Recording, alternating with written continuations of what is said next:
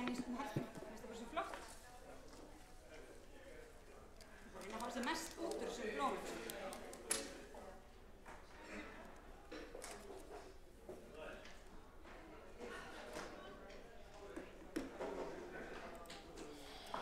Ekki bara opna?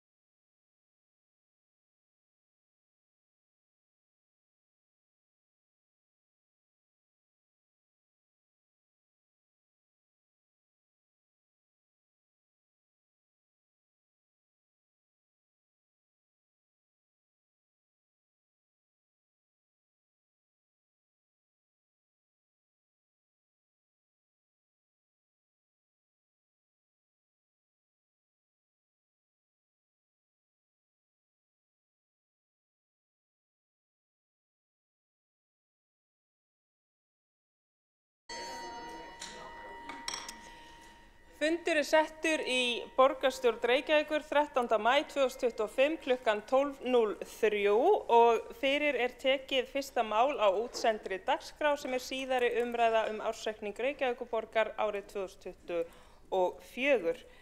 Með vísan til ákvæða 3. málsgreinar 23. greinar samþykktar stjórn Reykjavíkurborgar og fundarsköp borgarstjórnar hefur forseti ákveðið að rýmka ræðutíma borgarstjóra í 25 mínútur í fyrstu ræðu, þar sem farið verður yfir ársreikning og spurningum borgarfulltrúa úr fyrri umræðu verður svarað. Ég vek athygli á því að mælendaskrá liggur fyrir inni á heimasíðu Reykjavíkurborgar og vinsamlegast sendið inn ef að þið fallið frá orði og tekur þá til máls borgarstjóri Heiða Björg Hilmisdóttir.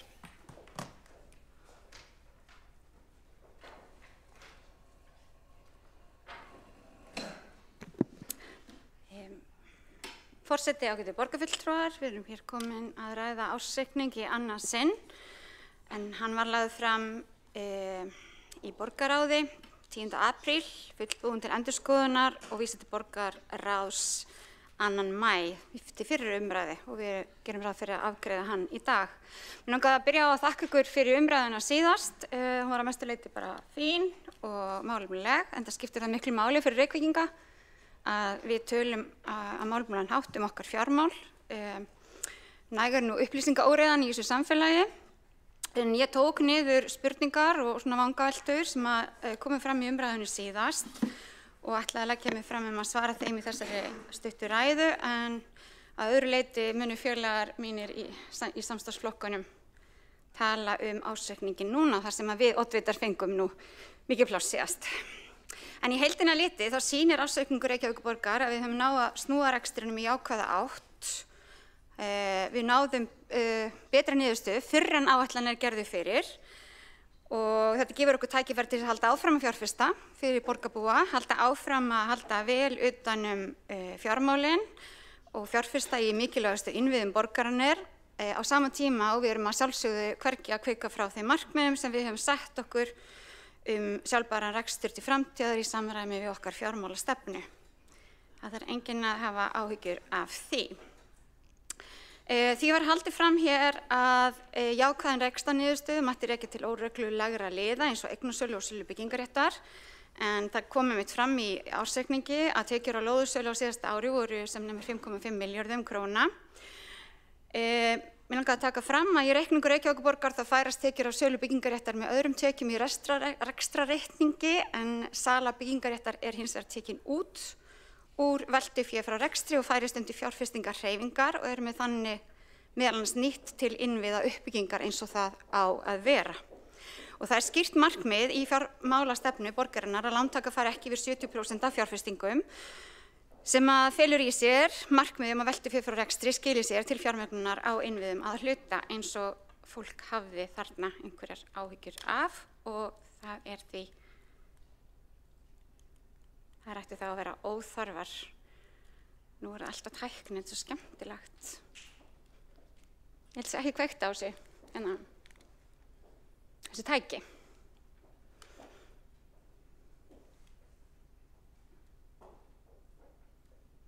Svona. Glæsilegt.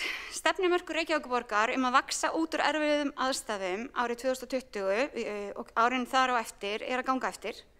Framlegðin eða EBITDAn í hlutfalli tekjum fer batnandi, bæði þegar horft á hefðbundna framlegð eins og þegar litið fram hjá áhrifum af breytingu á lífeyrisskuldbindingum á þessa kennitölu eins og bláu súlurnar sína, og launakostnaður og rekstrakostnaður hækka minna en tekjur að hluta eins og stefnt að, því það okkar eina leið til þess að ná markmiðinu. Arðgreiðslur Orkuveitu Reykjavíkur og Faxaflóahafna á síðasta ári til borgarinnar sem voru samtals 5,7 milljarðar. Það voru áhyggjur hér viðræðar það að þetta væri of mikið, þar sem að framundan væri mikil innviða fjárfesting í félögunum. Það hins vegar stefna Reykjavíkurborgar og hefur verið að fjársterk B-hlutafélög í eigu Reykjavíkurborgar og þar með Reykvíkinga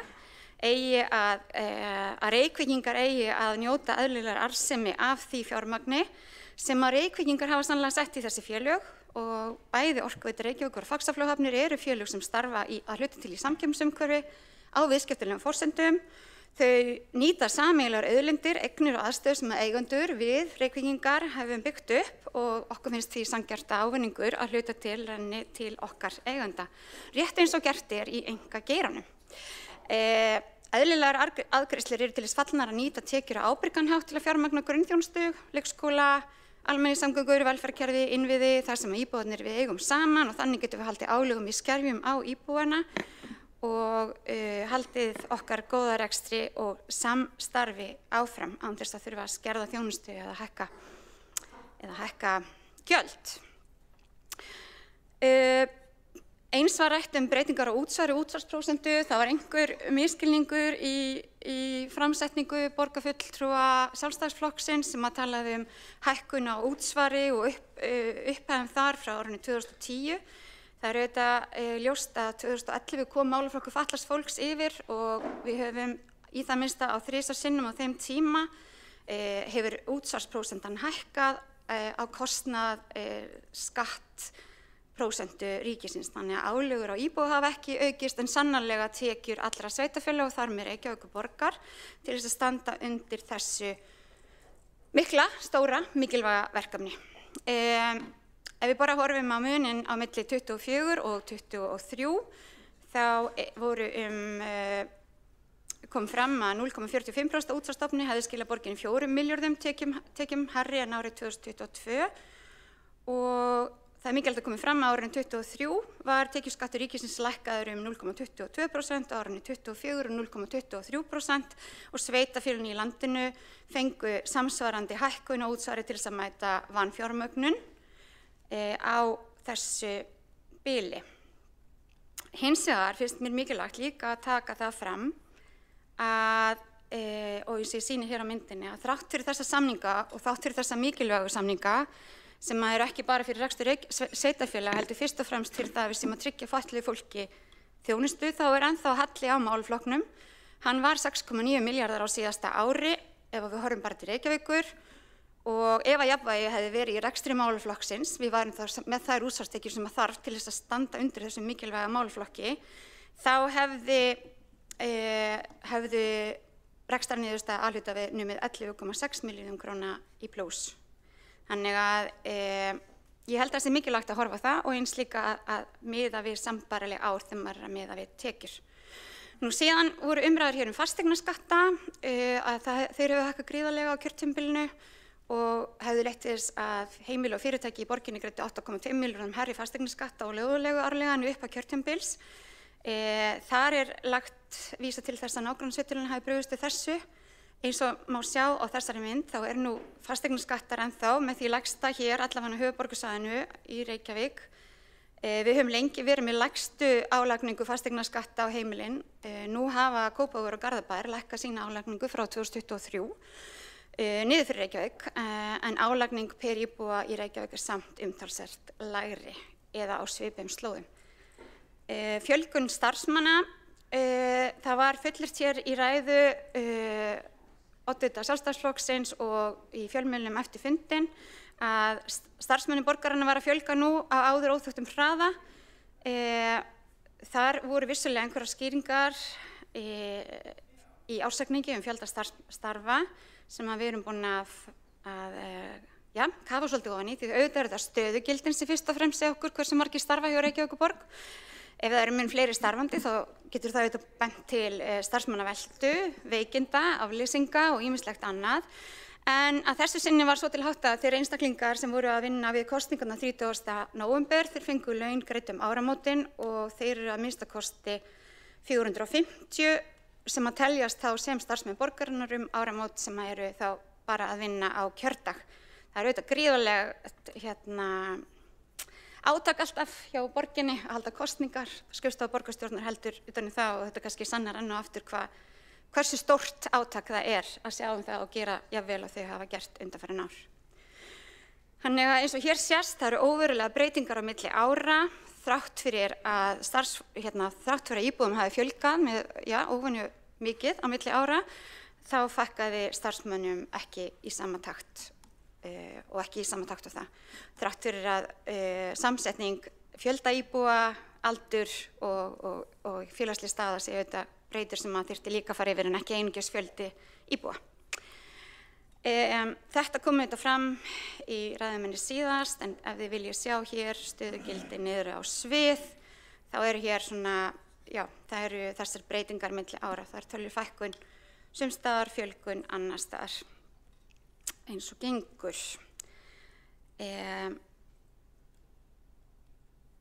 Ef við horfum á þróun stöðugilda milli ára þá er þetta kannski svolítið klassískt. Það eru breytingar á fjármála- og orkustýringarsviði og mannus- og starfsumhverfissviði. Þar eru flutningur á milli skrifstofa, fluttum launaskrifstofuna á milli sviðanna. Á velferðarsviði var þetta 23 stöðugildi, umhverfis- og skipulagssvæði 13 og að öðru leyti óverulegar breytingar milli ára, eins og þið sjáið. Og þið sjáið hér á myndinni líka stöðugildi og þróun þeirra síðustu 5 árin, eða frá árinu 2020 og þá sjáðu þið grænu línuna sem sýnir hlutfallslega breytinguna sem hefur verið á milli ára. Og þá er töluverð fjölgun árið 21 með árið 20, þar var verið að innleiða betri vinnutíma sem að þetta hafi í för með sér töluverða fjölgun starfsmanna, einkum á skóla- og frístundarsviði og velferðarsviði sem skýrist af þessu með styttingu vinnuvikuna, en áhrifin birtust einkum í vaktavinnu, þar sem að sólarhringsþjónustan á velferðarsviði, þar sem þurfti að manna og ráða fleiri fólk. En ef við sjáum bláu línuna þá er það fjölgun íbúa síðustu ár sem hefur verið óvenju mikil, 22 var hann milli ára 2,9%, 23 2,7%, 24 1,8% meðan starfsmönnum hefur fjölgað mun lægri prósentu eða á síðasta ári 0,4%. Þannig að þarna má sjá að það er í engu samræmi fjölgun íbúa og fjölgun starfsmanna en það væri það skrítið. Það hlýtur að vera aðrar forsendur líka sem eru þar á bakvið eins og aldur, þjónustuþörf og félagsleg staða. Eins og við höfum í sjálfu sér innleitt hvað varðar skóla, inn í skóla og leikskóla líkanið. Nú, lífeyrisskuldbindingar í andsvari við minni ræðu og óskaði borgarfulltrúinn Kjartan Magnússon eftir skýringum lækkun lífeyrisskuldbindinga á árinu. Mér finnst það ljúft og skylt að fara við það að breytingar á lífeyrisskuldbindingu eru fara til tekna og gjalda í rekstri sveitarfélaga. Það er ekki gert með sama hætti fyrir ríkið, einhverja hluta vegna. Tryggingar og í þessu tryggingarfræðilega uppgjöri hver áramót eru eignir lífeyrissjóðs líka endurmetnar samkvæmt reglugerðinni sem merkt 391/1998 skyldu tryggingu lífeyrisréttinda og starfsemi lífeyrissjóða. Þannig áætlunin og við höfum lent í því hér að við höfum fengið, eins og okkur hefur liðið, stóra bakreikninga. En þetta eru auðvitað réttindir sem okkur ber að tryggja og við gerðum ráð fyrir því áætlun, en hins vegar var niðurstaðan sú að þrátt fyrir að spáin hafi verið eðlileg þá þegar var verið að fara yfir árið þá þessi næmni lífeyrisskuldbindinga fyrir helsti þættum sem hafa áhrif á hana. Lífeyrisskuldbindingin hækkar 1250 milljónir með við einstigs hækkun á vísitölu lífeyrisskuldbindinga fyrir opinbera starfsmenn og lækkar 880 með við einstigs hækkun á tryggingafélagi endurmati á eignum. Og það í rauninni, það var gert ráð fyrir 6% hækkun, launahækkun við þetta og ávöxtun eigna verið 3,5% umfram verðlag til samræmis við ávöxtunarkröfur lífeyrissjóða og það var gert ráð fyrir að lífeyrisskuldbindingin myndi þannig hækka og leiða til gjaldfærslu. En frávikin í rauninni einkum það að raunhækkun vísitölu lífeyrisskuldbindinga fyrir opinbera starfsmenn á milli 23 og 24 var 4,2%. Hún var 1,8 stigum lægri en gert hafi verið ráð fyrir vegna þess að það var samið á launamarkaði samtaka, að við myndum samtaka koma í veg fyrir mikla hækkun vaxta og verðbólgu. Og þá reyndist líka raunávöxtun lífeyrissjóðsins 7,2% á síðasta ári sem var töluvert umfram forsendur áætlunar og gladdi okkur borgarfulltrúa sem vorum þar í stjórn sérstaklega, þar sem við líka lögðum niður sérstaklega lífeyrissjóðun sem var kallaður LSRB og innleiddum hann inn í brú með góðri niðurstöðu. Þannig að þetta var það sem leiddi til tekjufærslu í staðinn fyrir gjaldfærslu viðmiðin við á milli ára og í rauninni hlutfalli á milli. Og ef það framheldur að raunávöxtun lífeyrissjóða mun hærri heldur en við þurfum til þess að þá þetta þannig. Við þurfum að eiga fyrir gjöldum og við höfum auðvitað líka þurft að taka okkur stóra reikninga þar. Nú, að lokum það langaði mig bara að benda á nokkrar kennitölur í rekstri borgarinnar sem notaðar til þess að bera saman árangur í rekstri sveitarfélaga. Þá ég auðvitað að tala þennan fjármálalega rekstur en ekki reksturinn sem við vorum að tala á ræðu og í hörpunni á síðasta ári sem voru velsældarmælikvarðarnir árangur í rekstri sveitarfélaga. Við erum hérna auðvitað að ræða ársreikninginn og þar vildi ég fyrst fá að draga fram að skulda viðmið A og B hluta Reykjavíkurborgar það lækkaði 6 stig á milli ára og nú 104% og skulda viðmið A hluta 5 stig og nemur núna 77%. Og þessi árangur í samræmi við fjármálastefnuna sem var sett fram í upphafi kjörtímabils. Og til samanburðar ef þið vil sjá síðustu ár þarna. Þetta auðvitað eitthvað sem ég var með síðast en vil bara vekja athygli ykkar á að við höfum náð í rauninni betri mælikvörðum en fjármálastefnan sett okkur. Við samþykktum hana hér og það var enginn sem bjóst við að í rauninni árangurinn með þessum hætti núna og það gleðilegt. Ef við berum saman skuldahlutfall A-hluta sveitarfélaga við hin sveitarfélagana á höfuðborgarsvæðinu því að hér kemur stundum fram eins og að Reykjavíkurborg sé mun skuldsettara sveitarfélag heldur en önnur sveitarfélög.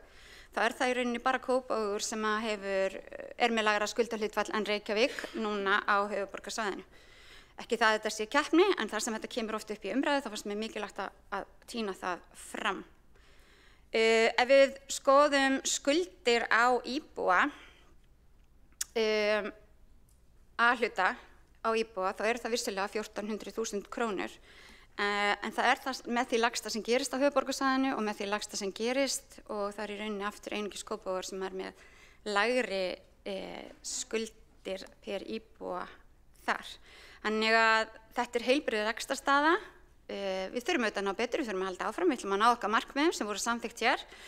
En eftir viðsnúningi þá held ég að við séum á góðri leið og við munum áfram forgangsraða fjármagni í grunnþjónustuna fyrir borgarbúa í samræmi við þörf og þessi sterki rekstra grundvöllur gera okkur kleift að halda því áfram. Við ætlum að halda áfram húsnæðisuppbyggingunni sem við farið yfir hér og tryggja leikskóla uppbyggingu og fjárfestingar í þeim mikilvægu innviðum sem eru sem að við eigum að standa fyrir og þurfum að standa fyrir þannig að fólkin í borginni og fyrirtækjunum vegni vel því að það skiptir auðvitað miklu máli að vinna gegn fátækt og ójöfnuð þannig að íbúunum líði betur, efla skólaþjónustu þannig að okkur líði betur og við náum okkar árangri og markmiðum og bæta þjónustu við fólk allan hátt, líka með því að fjárfesta í almenningssamgöngum og göng- og hjólaleiðum svo nokkur dæmi séu tekin. Þannig að stefnumörkunin að vaxa út úr erfiðum aðstæðum gengur vel. Við getum verið stolt af þessu, bæði þeirri fjármálastefnu sem við settum 2020, endurskoðar í 2022. Ég gerir ráð fyrir að við munum fara yfir þá stefnumörkun núna og skoða með tilliti til þessar niðurstöðu. Við þurfum alltaf að vera að setja okkur góð og sterk markmið sem að hvetja okkur áfram til þess að ná enn betri árangri. Við ákveðum að vaxa út úr vandanum. Það gengur hraðar en áætlanir gerðu ráð fyrir og við getum öll verið stolt af því. Og ég legg til að ársreikningur Reykjavíkurborgar fyrir árið 2024 verði samþykktur. Borgarstjóri Heiða Björg Hilmisdóttir hefur lokið máli sínu. Einn borgarfulltrúi hefur óskað eftir að veita andsvar, Kjartan Magnússon. Forseti, góðir borgarfulltrúar, ég vil þakka borgarstjóra fyrir ágæta yfirferð yfir fjármálin í ræðusinni. Ég saknaði þó eins, ég saknaði bæði núna og líka síðasta fundi nákvæmrar yfirferðar á stöðu B-hlutans. Til þess að átta sig á fjármálum borgarinnar þá þurfum við bæði að líta á A-hlutan og B-hlutan. Hins vegar finnst mér borgarstjóri svolítið einblína á A-hlutan eins og B-hlutin skipti ekki máli. Þannig að ég vildi bara kannski fá viðbrögð borgarstjóra við þessu og best var ef hún gæti núna eða bara seinna farið vel yfir B-hlutan með okkur og skuldahlutfallið og borið þá skuldahlutfall B-hlutans með þeim hætti við önnur sveitarfélög á höfuðborgarsvæðinu. Það eru mörg fyrirtæki undir B-hlutanum og auðvitað alltaf að segja að þau bara borga þetta sjálf. Við vitum þó á sum fyrirtækin í B-hlutanum, þau munu aldrei geta borga skuldir sína sjálf nema að það verði annarkvort bara eins og hækkuð leiga, hækkaði strætó eða borgarsjóður komið til. Þannig að mér langar bara líka að spyrja borgarstjóra, hefur hún engar áhyggjur af B-hlutanum og hrattvaxandi skuldum þar? Kjartan Magnússon, borgarfulltrúi hefur lokið við að veita ansvari, svarar þá ansvari Heiða Björg Hilmisdóttir, borgarstjóri. Já, forseti, ágætu borgarfulltrúar, við erum auðvitað með ársreikning B-hluta líka undir. Þar eru sterk og stöndug fyrirtæki. Þau eru auðvitað mismunandi og það er sjálfsagt að ræða þau. Ég í rauninni fór yfir helstu kennitölur í þeim rekstri í fyrri ræðinu minni á síðasta fundi. En mér finnst líka eðlilegt að þeir borgarfulltrúar hér sem að sitja í stjórnum þeirra fyrirtækja geti þá komið vel inn á þá. Ég veit að nokkrir félagar mínir ætla að gera það. Þannig að við sjáum kannski í lok fundar borgarfulltrúi Kjartan Magnússon hvort ykkur finnst eitthvað órætt þar og getum þá bætt því við á einhvern fund sem okkur finnst mikilvægur til þess að ræða akkurat þau fyrirtæki. En ég tek undir að það er alltaf gott og við berum auðvitað ábyrgð á þeim og erum stolt af þessum fyrirtækjum. Þetta eru flott fyrirtæki og við erum auðvitað að leggja fram þeirra ársreikninga hérna líka. Heiða Björg Hilmisdóttir, borgarstjóri hefur lokið við að svara ansvari, veitir þá ansvar öðru sinni Kjartan Magnússon, borgarfulltrúi. Forseti, góðir borgarfulltrúar, ég þakka borgarstjóra fyrir svarið og tek undir það með henni að það er mjög mikilvægt að við áttum okkur á B-hlutanum líka og ég hef áhyggjur yfir hrattvaxandi skuldum ýmissa B-hluta fyrirtækja og sakna þess hvað það er lítið rætt hér í borgarstjórnum þessi mál. Því að eins og borgarstjóri kom inn á, við berum ábyrgð á þessum fyrirtækjum á endanum og félagsbústaðir eru að auka skuldir sínar hratt, Orkuveitan líka og við getum bara ekki snúið blinda auganu að þessum skuldum samstæðunar og það verður líka, finnst mér að birta þegar það eru svona myndarleg súluritt hérna, þá verður við líka að fá og óska bara beinlínis eftir því að fá að sjá slík súluritt yfir skuldi B-hlutans og samstæðunar og þá með samanburði við önnur sveitarfélög. Takk. Kjartan Magnússon, borgarfulltrúi, hefur lokið við að veita ansvar öðru sinni. Svarar þá ansvari öðru sinni Heiða Björg Hilmisdóttir, borgarstjóri. Forseti, ágætu borgarfulltrúar, ég var reyndar ekki með samanburði milli sveitarfélaga varðandi bíóhlutann þar sem Reykjavíkurborg í ákveðinni sérstöðu þar varðandi eignir. Við erum auðvitað gríðarlega stendugt og sterkt sveitarfélag með miklar eignir. En það voru sannarlega margar bæði glærur og í yfirferð minni síðast bíóhlutafyrirtækin, samanburð á milli ára, niðurstöðuna, rekstrarniðurstöðu A- og B-hluta, þróun e-butunar, álafleiðuna og ýmislegt fleira. Þannig að ég kannski mæli með því að við bara ykkur til undis geti hlustað á þessar ræður aftur og fari betur yfir en síðan auðvitað förum við bráðum að gera fjárhagsáætlun til að fá þessi fyrirtæki inn og við eigum alltaf að vera í öflugu eftirliti með þeim. Það auðvitað okkur hlutverk. Heiða Björg Hilmisdóttir, borgarstjóri, hefur lokið við að svara ansvari öðru sinni. Óskar borgarfulltrúinn Kjartan Magnússon eftir því að komi athugasemd við fundarsköp eða bera af sér ámæli. Veitir það borgarfulltrúinn Kjartan Magnússon stutta athugasemd. Forseti, góðir borgarfulltrúar, ég hef ekki fleiri spurningar og þakka borgarstjóra fyrir svörin, en vil bara vara við því að við lítum á eignirnar alltaf á móti skuldunum. Það er mikil tilhneiging til að hækka virði eignanna í okkar bókum, gott og vel, en megnið af okkar eigum munum við aldrei selja. Við munum aldrei selja götur, gangstéttir, brunahanna eða til dæmis bara orkuveituna. Þannig að það þýðir ekki að nota þessi réttlætingu fyrir mikilli skuldaaukningu að við eigum eignir á móti því að við ætlum okkur væntanlega ekki að selja þær. Kjartan Magnússon, borgarfulltrúi, hefur lokið við að veita stutta athugasemd og næsta mælendaskrá er borgarfulltrúinn Hildur Björnsdóttir.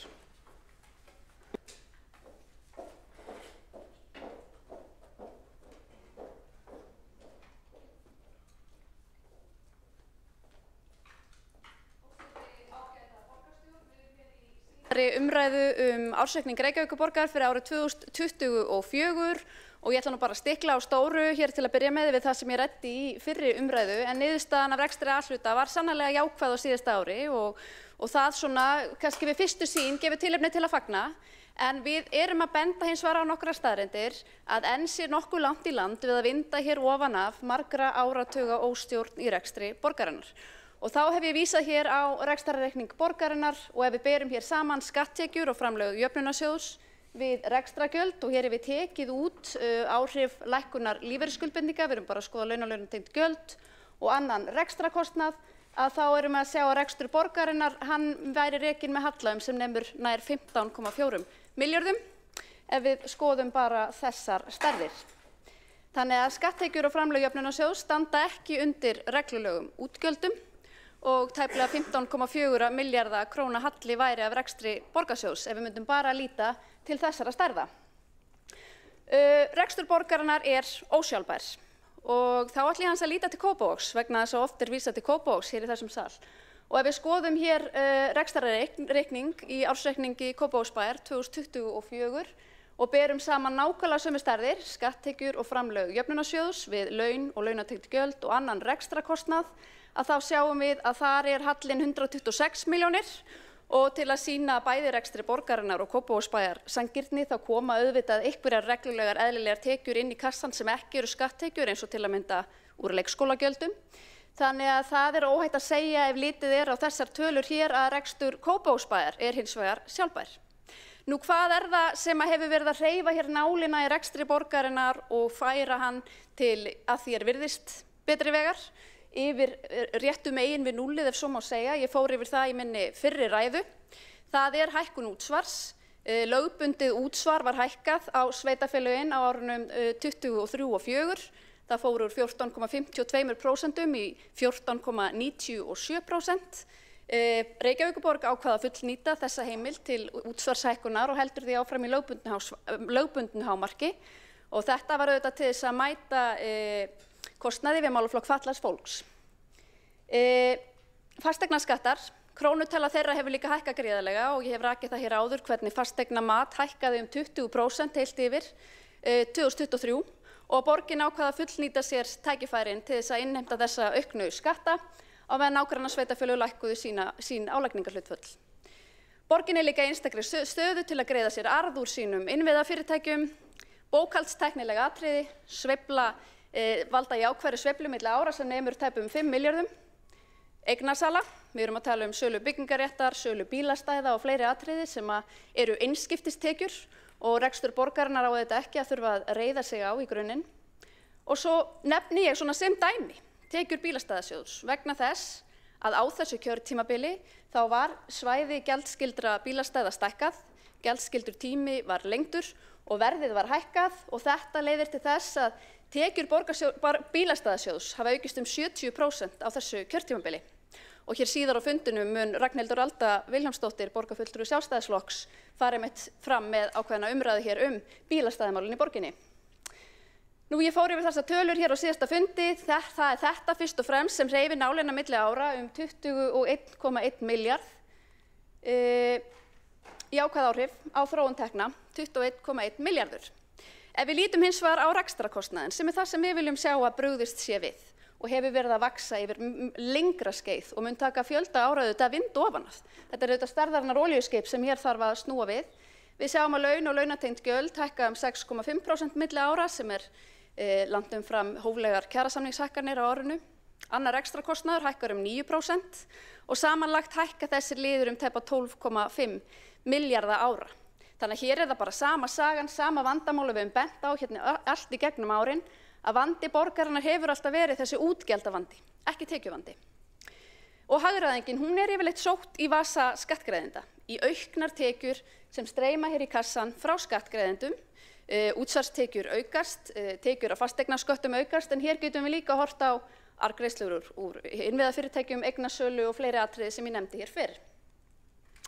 Hér hefur verið fjallað svolítið starfsmannafjölda og á síðasta fundi vísaði ég tölur í ársreikningi þar sem að fjármálaskrifstofa tiltók sérstaklega að starfsmönnum hefði fjölgað með tilteknum hætti. Nú hafa komið skýringar á því að helmingur þess fjölda voru starfsmenn við kosningar, en vandinn sem við erum að ávarpa og höfum alltaf ávarpað er að hér starfi gríðarlega margir á hvern íbúa í borginni. Og þetta er bara vandi sem hefur farið vaxandi og verið viðvarandi mjög lengi og mun taka, eins og margt annað, svolítinn tíma að vinda ofan af. Viðskiptablaðið fjallaði einmitt þetta í vikunni, en þar kom fram að baki hverju stöðugildi hjá Reykjavíkurborg væru 14 íbúar. Nú, ef við berum saman við Kópavog og Garðabæ, þá eru að baki hverju stöðugildi þar 20 íbúar. Og þetta er ágætis birtingarmynd af vandanum. Þetta er ágætis birtingarmynd af allt og stóru stjórnkerfi og því að tækifæri stærðar hagkvæmninnar séu vannýtt í Reykjavík. Ég fjallaði líka það í minni síðustu ræðu að skattbyrði hefði aukist á hvern starfandi borgarbúa milli áranna 2010 og 2024. Og borgarstjóri kom til andsvara í sinni síðari ræðu og benti á að í þrígang yfir þetta tímabil hefði útsvarsprósentan verið hækkuð. Og ég til ég að taka tillit til þess. Þannig að við skulum ekki horfa á tímabilið 2010 til 2024. Við skulum horfa á tímabilið 2013 til 2024. Þar inni er bara ein útsvarshækkun. Og ef við horfum á tekjuhliðina þarna, þá ætla ég að lækka hana 4 milljarða, sem er hækkun útsvarsprósentu eftir auknar tekjur, útsvarstekjur sem koma inn með hækkun útsvarsprósentu. Lækkum þetta með þessum hætti. Hvað gerist þá? Jafnvel, ef við horfum bara á tímabilið 2013 til 2024, tökum út útsvarshækkunina, þá hefur skattbyrði aukist tæplega 300.000 krónur árlega á föstu verðlagi á hvern starfandi borgarbúa á tímabilinu. Og þetta eru tæplega 600.000 krónur í aukna skattheimtu á hverja fjölskyldu með 2 fyrirvinnur að meðaltali. Svo eru þetta húsnæðismálin sem hafa verið eitt stærsta mál kjörtímabilsins. Við höfum fjallað þessar tölur hér áður. Húsnæðissáttmálinn hann gerir ráð fyrir 2000 íbúðum árlega, en tölfræði byggingafulltrúa segir að einungis 989 íbúðir hafi verið fullkláraðar 2024. Og svo sjáum við fréttir af þessum toga. Hvernig þéttingarstefna borgaryfirvalda hefur leitt til þess að hér seljast ekki íbúðir. Hér er frétt þar sem fasteignasali segir 65% nýrra íbúða á þéttingarreitum ekki seljast. Skýringin hún finnist í verðbili milli nýrra og eldri íbúða og skorti á bílastæðum. Og svona er fréttaflutningurinn af þessum þéttingarreitum, hvernig gangi að selja. Ríkjandi húsnæðisstefna hefur beðið skipbrot, við höfum nefnt það. En samt hefur hér verið selt töluvert af byggingarétti og sala byggingaréttar hún stórjókst milli ára 23 og 24 og hvað var það kom nefnilega dálítið óvænt sala inn á lokametrunum. Perlan seldist ekki og þá var rokið til og seldur byggingaréttur, þetta á þéttingareitum, þetta ekki endilega á reitunum sem fólk að biðja þetta ekki endilega tegund húsnæðis sem fólk að kalla eftir, en það sem helst hreyfði nálina þarna, það var sala byggingaréttar í Vesturbuktinni fyrir 3 milljarða króna. Og hér ráðgert að rísi gríðarlegt byggingamagn á svæðinu þar sem þið sjáu þarna bílastæðin og sjálfstæðismenn höfum alltaf verið á því að þarna megi vissulega byggja, en það þarf að byggja í samræmi við nærliggjandi byggð, hóflegt byggingamagn, að virðingu við söguna og því miður allt útlit fyrir að þarna munum við sjá enn eitt skipulagsslysið raungerast, allt í þágu þess að laga reikningin. Nú niðurstaðan þessi, reksturinn ósjálfbær, skatttekjur og framlög jöfnunarsjóðs standa ekki undir reglulegum útgjöldum. Ríflega 15,4 milljarða króna halli ef við skoðum bara þessar stærðir. Reksturinn ósjálfbær eins og fram hefur komið. Hann reiðir sig á innskiptistekjur, arðgreiðslur og bókhaldstækni, svo eitthvað sé nefnt. Við sjálfstæðismenn leggjum áherslu á að hér verði tryggður sjálfbær rekstur borgarsjóðs. Við áttum okkur á að það tekur lengri tíma en skemmri, dropinn holar steininn í þeim efnum, en það verk að vinna. Enda traustur rekstur forsenda öflugrar þjónustu. Hildur Björnsdóttir borgarfulltrúi hefur lokið máli sínu og hefur borgarstjóri Heiða Björg Hilmisdóttir óskað eftir að veita andsvar. Já, forseti ágæta borgarstjórn, talandi brellur og útreikninga og hugmyndaauki í slíku, þá fór nú mikið fyrir því í ræðu borgarfulltrúa Hildar Björnsdóttur. En mér bara leikur furða á því að ef við erum að skoða skatttekjur á hvern íbúa á föstu verðlagi og segjum sem svo að það sé rétt sem ég nú ekki búin að skoða að þar hafi hækkað á þessu tímabili, þá þýðir það að meðaltekjur í Reykjavík hafa aukist, þær hafa hækkað. Er það ekki gleðilegt?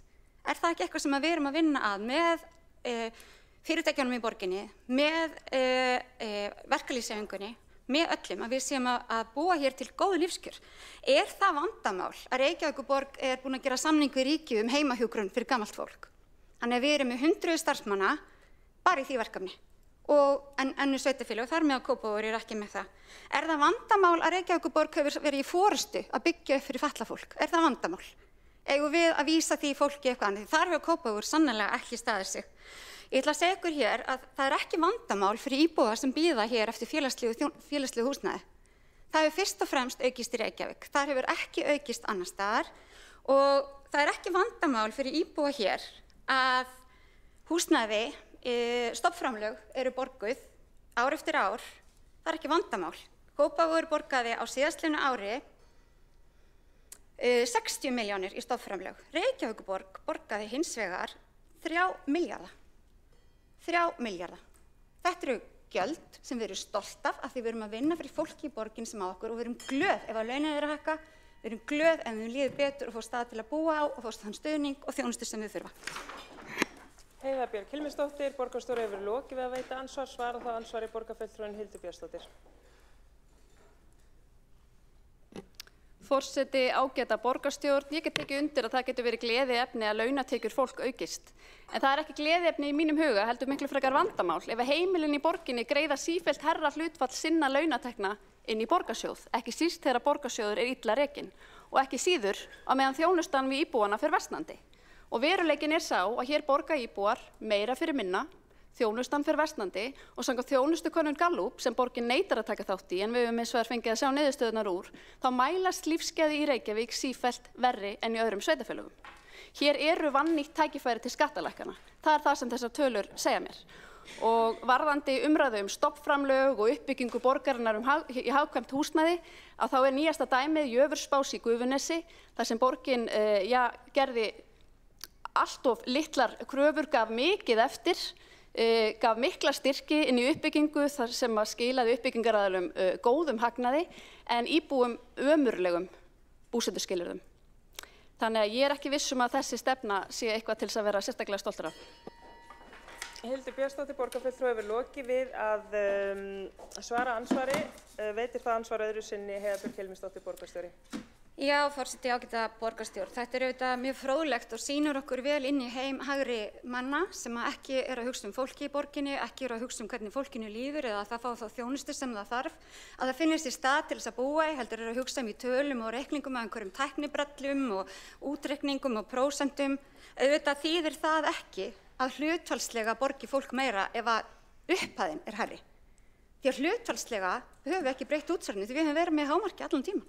Þannig að hlutfallslega fólk að borga það sama. Það hefur aukist vegna þess að við erum tekið á okkur þjónustu fatlaðs fólks. Hlutfallslega höfum við tekið á okkur fleiri verkefni af því við erum að hugsa íbúana. Við erum að hugsa það að það gott að samþætta þjónustu fyrir gamalt fólkinu á heimilin. Það gott fyrir íbúana að við hlutfallslega fjárfestum í húsnæði með verkalýðshreyfingunni. Það gott fyrir íbúana að við séum að gera borgin okkar gönguvæna, að við gerum hana hjólavæna, að við séum að hugsa hvað íbúarnir vilja.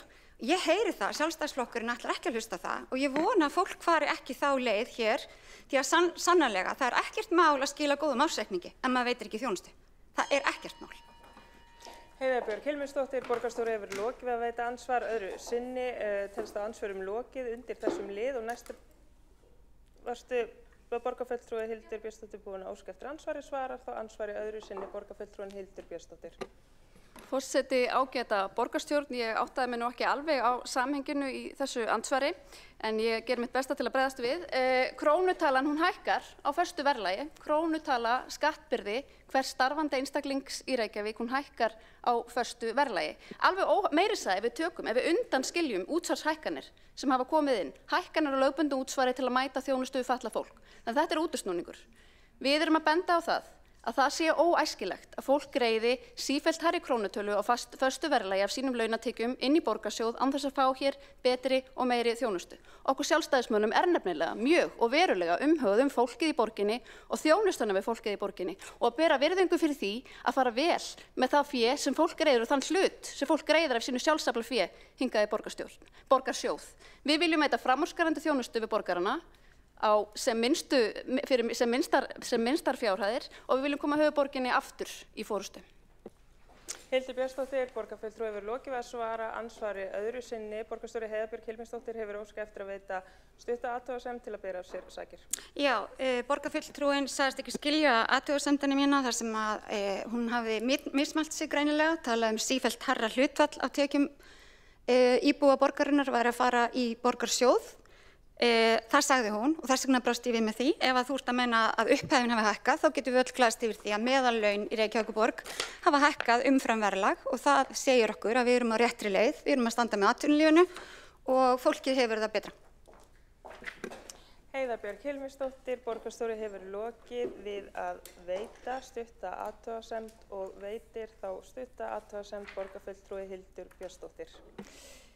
Hafi ég talað hlutfall þá átti ég auðvitað við krónutölu á föstu verðalagi en það hins vegar svo að útsvar hefur verið hækkað í raunar 4 skipti frá árinu 2010 þannig að hlutfallið hefur líka hækkað. Hér birtist bara hugmyndafræðilegur ágreiningur, hér finnst vinstrimönnum sífellt kjörið tækifæri að seilast í vasa skattgreiðenda hvenær sem kostur Við viljum hins vegar taka eins lítið og við getum af sjálfsaflafé fólks en veita samt sem áður góða þjónustu, enda fólki best treystandi til að verja sínu eigin sjálfsaflafé.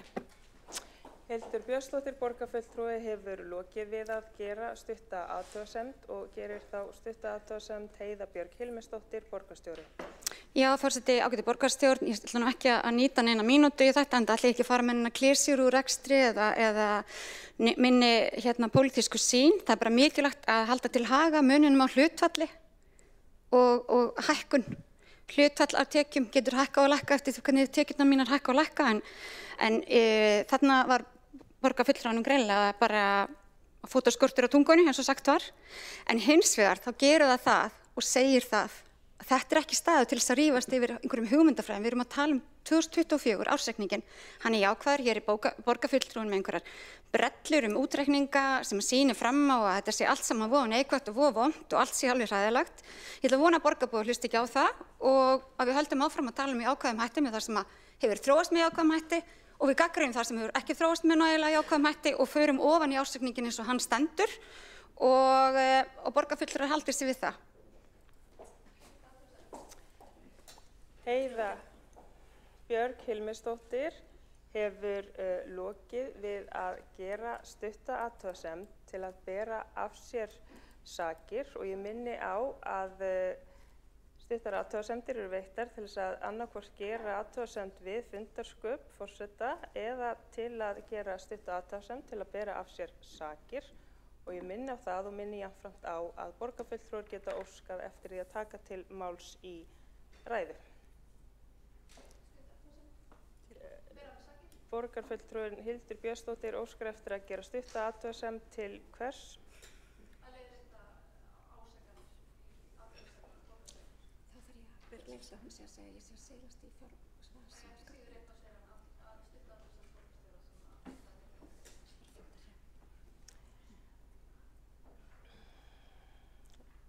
Borgarfulltrúin Hildur Björnsdóttir hefur óskað eftir að gera stutta athugasemd til að bera af sér sakir. Forseti, ágæta borgarstjórn, það er rétt að árétta að hlutfallið hækkaði. Það er rangt í máli borgarstjóra að segja að hér hefur orðið einhver fótaskortur á tungunni. Árið 2010 var lögbundið hámark útsvars í íslensku sveitarfélögum 13,28%.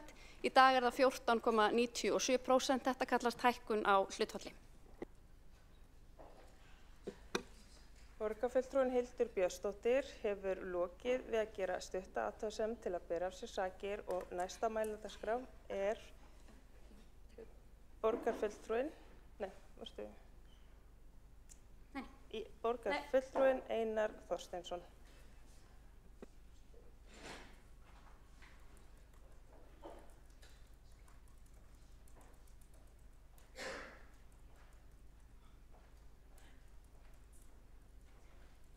Forseti, ágæta borgarstjórn, það gleður mig að fá að komast að. Við áttum hér ágæta umræðu ársreikning fyrir viku síðan og gott að geta komið hingað til þess að endurtaka hana.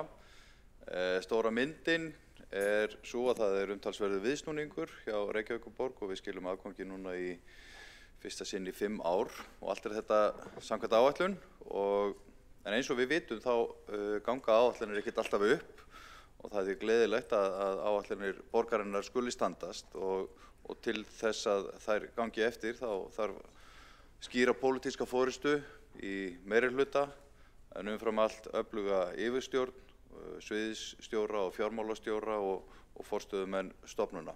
Og þetta hefur allt saman gengið upp og ber að þakka fyrir. Ég hef lagt ofuráherslu á að hafa góða yfirsýn yfir mönnun enda er stærstur hluti útgjalda borgarinnar launagreiðslur til starfsmanna og hér við fyrri umræðu varð misskilningur fjölda starfsmanna og fjölda stöðugilda og þannig var þetta framsett í ársreikningum að það mátti misskilja og þróunina og sá misskilningur hefur verið leiðréttur og ég vil benda á að stöðugildum fjölgaði ekki nema 31. Þau fóru úr 8.575 í 8.606 sem er 0,4% breyting á milli ára og það er gríðarlega góður árangur af því á sama tíma höfum við verið að auka þjónustu og bæta þjónustu. Það sem skekkti myndina í ársreikningunum er að það kom fram fjöldi starfsmanna við árslok 2023 borinn saman við fjölda starfsmanna við árslok 2024. Og í rauninni þá eru þetta tölur fjölda launaseðla sem eru keyrðir út úr kerfinu þau mánaðamót og þar kom í ljós að þau fóru úr 10.681 í 11.576 og skýringin er svo að það voru 735 manns sem fengu greidd laun í raun og veru frá ríkinu en í gegnum borgarsjóð fyrir að vinna við framkvæmd alþingiskosninganna 30. nóvember. Og þessir starfsmenn eru ekki starfsmenn borgarinnar þótt að launin hafi farið í gegnum borgarsjóðs. Þeir mælikvarðar sem að gefa gleggsta mynd af mönnun og eru fjöldi stöðugilda sem að stendur nánast í stað og svo hlutfall launaútgjalda af samanlögðu útsvari og greiðslum úr jöfnunarsjóði. Og það hlutfall lækkar á milli ára úr 81% í 79,1% og þannig náðist markmið fjármálastefnu borgarinnar til 5 ára hvað varðar launaútgjöld. Nú, Í ársreikningi koma fram mikilvægar upplýsingar hvernig gekk að ná þeim fjárhagslegum mælikvörðum sem þar eru. Og þeir eru á blaðsíðu 3 í reikningnum og þau þróast allir í rétta átt.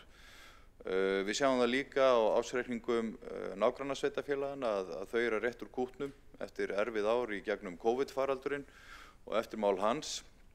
Og ég held að það sé ágætis tilefni til þess að bera saman stöðu sveitarfélagana á höfuðborgarsvæðinu.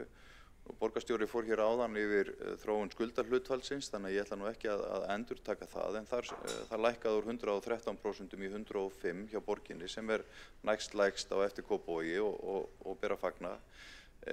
Annar mikilvægur mælikvarði til að sjá hvort sveitarfélag geti ráðið við skuldastöðu sína og hafi laust fé áramót til þess að greiða þær skuldir sem að falla til á árinu veltufjárhlutfallið og þar miðað við að hlutfallið þurfa að vera yfir 1 og Reykjavíkurborg stendur þar best allra sveitarfélaga á höfuðborgarsvæðinu með veltufjárhlutfall í 1,06. Hin sveitarfélögin eru með þetta hlutfall frá 0,4 í Garðabæ, 0,5 í Kópavogi og upp í 0,9 í Hafnarfirði. En kannski lykilmælikvarðinn sem við þurfum alltaf að hafa augun á veltufé frá rekstri. En það það fjármagn sem að eftir stendur úr rekstrinum í loka árs til þess að annaðhvort fjárfesta í nýjum verkefnum eða greiða niður skuldir. Og í fjármálastefnu borgarinnar markmiðið að veltuféð sé 7,5% eða meira og mér langar að minna á það að eftir erfiðu árin í gegnum COVID þá hér í upphafi kjörtímabils þá var veltuféð frá rekstri neikvætt í borginni 2022 og í raun og veru verið að fjármagna reksturum með lánum. Í dag stöndum við í 6,3% sem gott en við þurfum að gera talsvert betur til þess að ná því upp og ég myndi nú halda að við þyrftum að koma því upp í 10–12% ef að vel á að vera. Enda markmiðið líka samkvæmt fjármálastefnunni að hefja niðurgreiðslu skulda umfram ný lán árið 2027. Í samanburði við hin sveitarfélögin stöndum við nokkuð vel hvað varðar veltuféð, aðeins í Kópavogi, þar veltuféð hærra í 7%, reyndar í Mosfellsbæ 6,9% og í hinum sveitarfélögunum þetta frá 3% upp í 5,3% í Garðabæ. Og borgarstjóri fór nú aðeins yfir skuldir per íbúa. Þar eru skuldirnar á mann hér í borginni 1395.000 sem næstlægst á höfuðborgarsvæðinu. Þannig að ég held við getum bara verið stolt af því hvar við stöndum hvað þessa mælikvarða varðar. Og forseti, við hljótum að gleðjast yfir þessum viðsnúningi og því að áætlanir sé að ganga upp, en það augljóst að mínu viti að það hægt að gera ennþá betur. Og það mjög mikilvægt að gera betur. Það eru gríðarlega mikla fjárfestingar framundan, ekki bara í því að bæta þjónustu, heldur í fjárfestingum sem tengjast húsnæðisuppbyggingu sem afar brýnt að ná við fram að ganga. Í Ártúnshöfða, Keldnalandi, Úlfarsárdal, svo í Laugardal og í Vogabyggð, þarna allt saman grunnskólar sem þarf að byggja. Líklega 6 grunnskólar og hvað þá, 3 leikskólar á hvern grunnskóla, 18 leikskólar, hver grunnskóli kostar kannski 8 milljarða að meðaltali og leikskólinn milljarð. Við erum mjög fljót að koma upp í 65–70 milljarða pluss, bara rétt handan við hornið. Ef við ætlum að efna loforð okkar og markmið húsnæðisuppbyggingu og loforð til íbúa að tryggja jafnvægi á húsnæðismarkaði. Þetta eru gríðarlegir fjármunir og samhliða þessu öllu þá viljum við mæta auknum kröfum bætta þjónustu.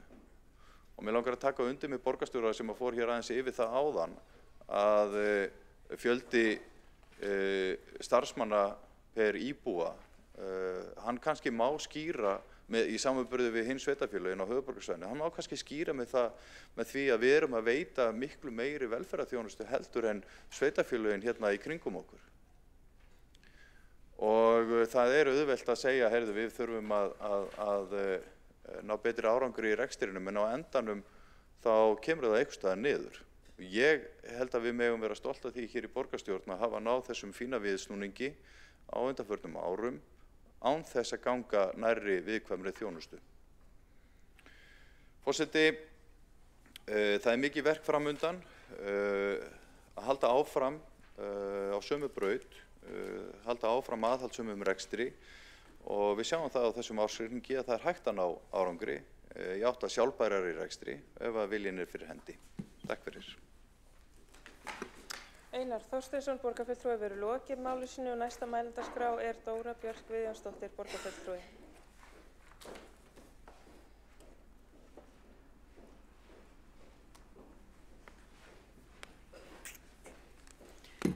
Ágæti forseti, borgarstjórn, kæru íbúar, góða starfsfólk. Rekstrarniðurstaða samantekins ársreiknings Reykjavíkurborgar A- og B-hluta var jákvæður tæplega 11 milljarða sem 3 milljörðum betri niðurstaða en áætlað var. Ég sem hef verið meirihluta í 7 ár, setið í fjármálahópi, borgarráði og oddvitahópi allan þennan tíma, stolt af þessu og mínum þætti í þessari niðurstöðu. Ég hins vegar ekki svo hrokafull að slá mér á brjóst og halda því fram að mér einni eigi að þakka fyrir. Þrotlaus vinna starfsfólks, útsjónasemi þeirra sem á samstaða innan 4 flokka í meirihluta allan þennan tíma þessi mál hefur skipt verulegu máli. Við gerðum aðgerðaáætlun í COVID að vaxa út úr vandanum árið 2020 og planið stóðst. Sum vildu jafnvel ganga enn lengra og vilja forgangsraða tölum yfir þjónustu en ég ekki þar. Ég vil sjá góðar tölur fara vel með fé en ekki ganga svo langt að það gangi óhóflega á velferð fólks. En við nú í mismunandi flokkum af ærinni ástæðu. Stundum finnst mér eins og helsti metnaður sumra flokka í pólitík sé að greiða niður skuldir. Minn metnaður sjálfbær fjárhagur til að þjónusta fólk eins vel og undir. Til þess að þjónusta fólk eins vel og undir. Það ekki markmið í sjálfu sér. Stafræn umbreyting hefur skipt máli en hluti af græna planinu sem okkar góða COVID-áætlun kölluð var einmitt veruleg fjárfesting í stafrænni umbyltingu og ég var stoltur formaður stafrænna mála á þeim tíma þegar þetta verkefni fór á stað og þessi vegferð. Hagræðing fyrstu 20 verkefna sem metin hafa verið 700 milljónir á ári eða 2,8 milljarðar á þeim 4 árum sem liðin síðan græna planið var samþykkt. Afkoma samantekins ársreiknings A- og B-hluta var 14 milljörðum betri árið 2024 heldur en hún var árið 2023. Rekstrarniðurstaða A-hluta var jákvæð 4,7 milljarða sem 4 milljörðum betri en áætlað var. Þetta þrátt fyrir að skatttekjur og tekjur af jöfnunarsjóði hafi verið 315 milljónum undir áætlun. Þetta þrátt fyrir að söluhagnaður eigna hafi verið 1,5 milljarði undir áætlun. Þetta þrátt fyrir að matsbreyting fjárfestinga eigna félagsbústaða sem oft hefur verið ræddar hér var 2,5 milljörðum undir áætlun en stundum hefur þessi matsbreyting verið mikið til umfjöllunar sem ársreikningspund en hér lítið pund. Þetta ekki þrátt fyrir heldur meðalans vegna þess að laun og launatengd gjöld voru 2,3 milljörðum undir áætlun. Farið var vel með fé, fylgst vel með ráðningum sem voru verulega takmarkaðar. Aðhald var með fjárhagnum og þrýstingur á að hagræða eins og hægt var sannarlega til staðar. Gott og vel. En það ekki eins og þetta sé sársaukalaust eða einfalt eða öllum jafn auðvelt og það þarf að stíga varlega niður og gæta þess jafnvægis að fara vel með fé og þjónusta fólk, ekki bara vel heldur í takt við okkar mannréttinda skuldbindingar. Hér í dag hafa húsnæðismálin komið til tals og þau eins og annað sem borgin gerir nýtur að sjálfsögðu ekki sannmælis í meðhöndlun minnihlutans eða ákveðina fjölmiðla frekar en fyrri daginn. Á síðustu 5 árum hafa verið byggðar hátt í 1200 íbúðir á ári og á sama tíma hefur árleg fjölgun íbúa verið að meðaltali 2300. Auðvitað þetta áskorun. Alls hafa verið byggðar hátt í 9000 íbúðir síðan 2015, þar af 37% á vegum óhagnaðardrifinna húsnæðisfélaga. Ég stolt af þessu. Þetta sýnir í raun og veru að Reykjavíkurborg hefur verið í forystu þegar kemur að því að tryggja fjölbreytta og viðráðanlega húsnæðisuppbyggingu með tífalt fleiri félagslegum íbúðum að höfðatölu en Garðabær. Talandi Garðabæ. sem jú undir stjórn Sjálfstæðisflokksins. Nýleg skýrsla HMS sýnir að leiguverð í Reykjavík í dag lægra en í Garðabæ. Þrátt fyrir að hér sé fjölmennasti markaðurinn. Það sýnir að félagslega blönduð, fjölbreytt og stöðug uppbygging hefur skilað raunverulegum árangri fyrir borgarbúa. En hvernig gengur annars Garðabæ með önnur mál? Nýleg umfjöllun arfarslæka þjónustu við fatlaðan ungan mann afhjúpar að þar hefur forgangsröðunin sannarlega ekki verið út frá mínum bókum sem að tryggja sjálfbæran rekstur en þjónusta fólk fyrst og fremst. Með því að auka fjölbreytileika á húsnæðismarkaði og fjölga íbúðum sem eru ekki háðar hefðbundnum markaðsskilyrðum dregur borgin úr verðþrýstingi og býr til örugg búsetuúrræði fyrir tekjulága, stúdenta, eldri borgara og fatlað fólk. Ég stolt af þessu. Húsnæðisvandinn nefnilega ekki tilkominn vegna skipulagsstefnunar, heldur efnahagskerfið. Að húsnæðismarkaðurinn á Íslandi orðin að braskmarkaði. Á sama tíma hefur okkur fjölgað mikið. Þær efnahagskrísur sem við staðið frammi fyrir hafa tafið uppbyggingu eins og hrunið og COVID. Ég vil minnast þess að eftir síðasta tímabil Sjálfstæðisflokks í meirihluta borgarstjórnar voru 96 íbúðir byggðar á árinu 2011. Sanngjarnt að mér að taka það úr samhengi við hrunið og kenna Sjálfstæðisflokknum Nei, enda ger ég það ekki. Og áfellir Sjálfstæðisflokkinn ekki því ég vil leyfa fólki og flokkum að njóta sannmælis. Það væri betra ef við værum fleiri því. Þegar vaxtalækkanir hafa orðið hefur það verið þensluskapandi og hækkað verð. En svo þegar vextir hafa hækkað í kjölfarið til að bregðast við hefur það dregið úr getu fólks til að kaupa og getu verktaka til að byggja. Rétt skal vera rétt. Þetta hefur laðað að sér fjárfesta í brask á húsnæðismarkaði og það kemur skýrt fram í HMS skýrslunni. Það hefur verið ökla og eyra sem ekki til þess fallið að styðja við gróskumikinn húsnæðismarkað í jafnvægi. Þetta ýtir undir hækkun húsnæðisverðs sömuleiðis. Og Seðlabankinn hefur líka bent á þetta að hátt vaxtastig og hægari sala íbúða eru í samhengi við núverandi markaðsaðstæður.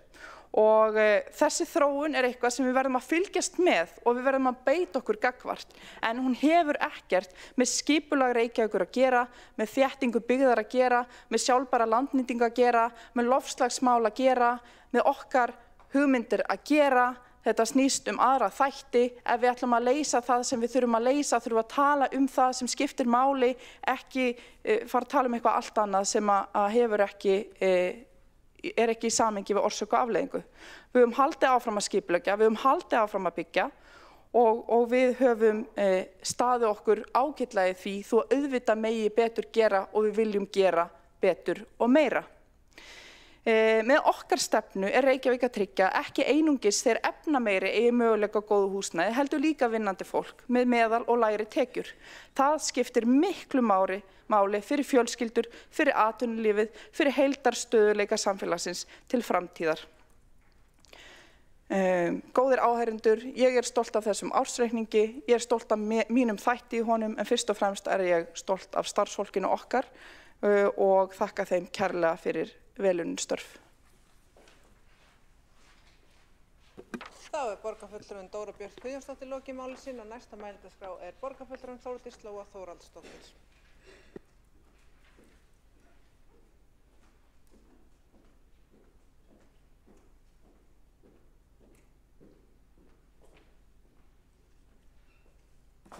Forseti, ágæta borgarstjórn. Ég fór hér í fyrri umræðu yfir ársreikning bæði A- og B-hluta en dvaldi nú ekki mikið í B-hlutanum þá en ákveð að gefa því gaum í dag hér í seinni umræðu. Það kom fram í máli borgarstjóra og í gögnum okkar allra líka arður frá B-hluta fyrirtækjum og þá það Orkuveitan og Faxaflóahafnir eru 5,7 milljarðar fyrir árið 2024 og veit ég allavega að það sem snýr að Faxaflóahöfnu fyrir árið 2025 verður arðgreiðslan meiri og það vel, af því að það gengur vel.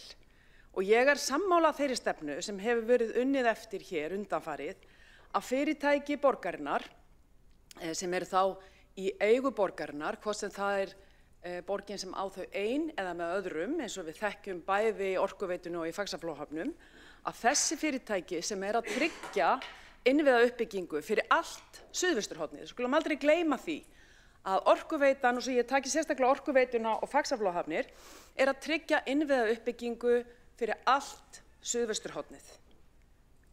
Og mér finnst eðlilegt að fyrirtæki sem gera slíkt, sem í eigu Reykjavíkurborgar, eigi að greiða heilbrigðan arð til eiganda sinna. Og hvað heilbrigður arður? Jú, það fyrirfram ákveðin skref, fyrirfram ákveðin arðgreiðslustefna og fjárfestingaáætlun sem að segja nákvæmlega til það á hverjum tíma hvernig það en setur ekki fyrirtækin á hliðina. Þess vegna segi ég heilbrigðan. Hann á ekki að hafa áhrif á heildarrekstur fyrirtækjanna. Ársreikningur borgarinnar að hann skuli vera jákvæður alveg sérstakt fagnaðarefni og við sjáum tekjuaukningu, við ræddum það hérna síðast, en það eins og ég kom inn á í mínu máli ennþá fjárhagsleg spenna. Og ég bara segi enn og aftur og vara við að við förum í útgjaldafyllirí eða útgjaldaaukningu, pössum okkur því að við þurfum enn að vera á tánum. En þá langar mig að ræða tekjuaukninguna. Og ég ætla að fá að taka bara undir orð borgarstjóra hérna áðan í andsvari við oddvita Sjálfstæðisflokksins sem auðvitað það gleði efni. Ef að útsvarið hækkar, ef launin að hækka, það bara eðlilega. En það sem mesta gleðiefni í þessu öllu, það það að atvinnustig í borginni hátt. Og það gott. Það gott að hafa hátt atvinnustig. Hér lítið atvinnuleysi og gleymum ekki hvernig þetta var hérna á tímum heimsfaraldurs þegar að atvinnuleysið hækkaði mjög mikið og það voru strax allar tölur komnar á rautt. Þannig að ég segi bara þökkum atvinnulífinu í borginni fyrir því að við erum hér að sjá hækkun á útsvari. Þá ætla ég að fara aðeins ofan í rekstur Faxaflóahafna. Þar hef ég setið í stjórn undanfarin 7 ár og sem stjórnarformaður síðastliðin 3 ár. Ég ætla nú bara að fara í stuttu máli ofan í það. Eitt af mínum uppáhaldsgögnum sem fylgja yfirleitt ársreikningum eru skýrslur endurskoðenda og ég veit þetta hljóma kannski ekkert mjög skemmtilega en þessar skýrslur eru ótrúlega fróðlegar og ef þið lúslesið þær ekki nú þegar, hvað sem það eru þið hér í borgarstjóri eða kæru áhorfendur, þá segi ég bara gerið það endilega með leyfi forseta, go nuts, af því að þetta eru bestu skýrslurnar til þess að fara og segja okkur hvernig fyrirtækin okkar eða í þessu tilviki Reykjavíkurborg stendur sig þegar það kemur að því að strúktúra fjármálin, hvernig það kemur að því að bregðast við skýringum eða óskum endurskoðenda breytingar. Og það var nú bara þannig að í nokkur ár voru skýrslur endurskoðunarnefndar til Faxaflóahafna bara margt á rauðu og hvers vegna? Það var ekki að því að reksturinn væri í einhverjum járnum áfrá, reksturinn hefur verið í góðum fasa undanfarin ár. Það var að því að við vorum ekki komin í nægilega mikla nútengingavæðingu á fjárhagskerfum Faxaflóahafna. Þannig að gríðarlega mikil bragarbót hefur verið gerð á þessu síðastliðin 3 ár og það hefur að gera með bókhaldi, það hefur að gera með stafræna umbyltingu í fjárhagskerfunum, það hefur að gera með alla keðjuna sem kemur að samþykktum reikninga og fleiri og fleiri, ég ætla ekki að drepa ykkur alveg úr leiðindum, en þetta risamálsamt. Af því að þetta og við þetta verða oft skruðningar og erfiðleikar í fyrirtækjum.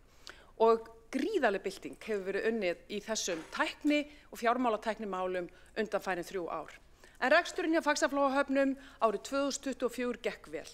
Afkoma ársins var ívið betri en áætlunin gerði ráð fyrir og það var ekki síst sökum vaxtar í þjónustuliðum við skemmtiferðaskip og þá ekki síst þar sem við höfum nú kannski gjarnan rætt hérna og við ræddum þegar við fórum yfir stefnu skemmtiferðaskip og móttöku þeirra að skiptifarþegum að fjölga og nú orðið rúmlega helmingur allra farþega sem koma Reykjavíkurhafnirnar eru núna svokallaðir skiptifarþegar. Við erum með í Faxaflóahöfnum jukust tekjurnar og hafa verið að aukast undanfarin ár af skemmtiferðaskipum og orðið núna tæplega 30% af heildartekjum fyrirtækisins eða 26%. Og þetta gríðarlega mikilvæg stoð undir reksturinn. Það hefur líka verið aukning á vöruflutningum. Vöruflutningar er þessi inn- og útflutningur á öllu því dóti og mat og hvað og hvað, það er sem að við njótum hérna á suðvesturhorninu.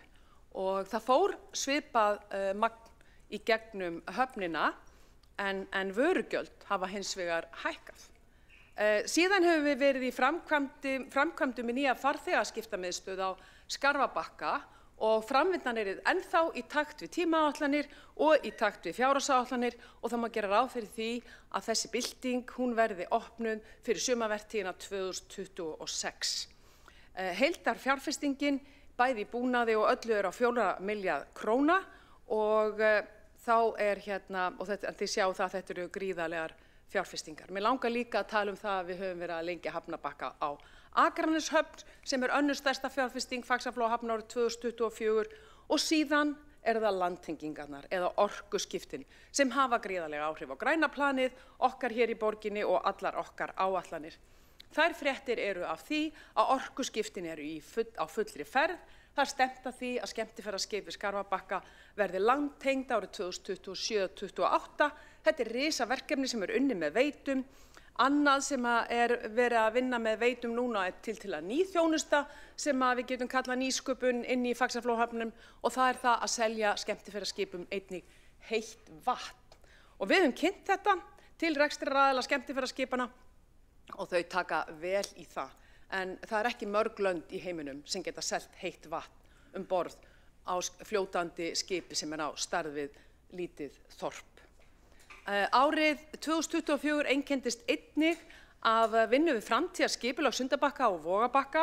Annars vegar er það vegna Sundabrautar en hins vegar er það líka vegna úrskurðar Samkeppniseftirlitsins vegna verðsamráðs stóru skipafélagana og þá ekki síst tilmæla Samkeppniseftirlitsins til Faxaflóahafna annars vegar og hins vegar eiganda Faxaflóahafna og það er það að tryggja samkeppni við Hafnarbakka hvað varðar vöruflutninga.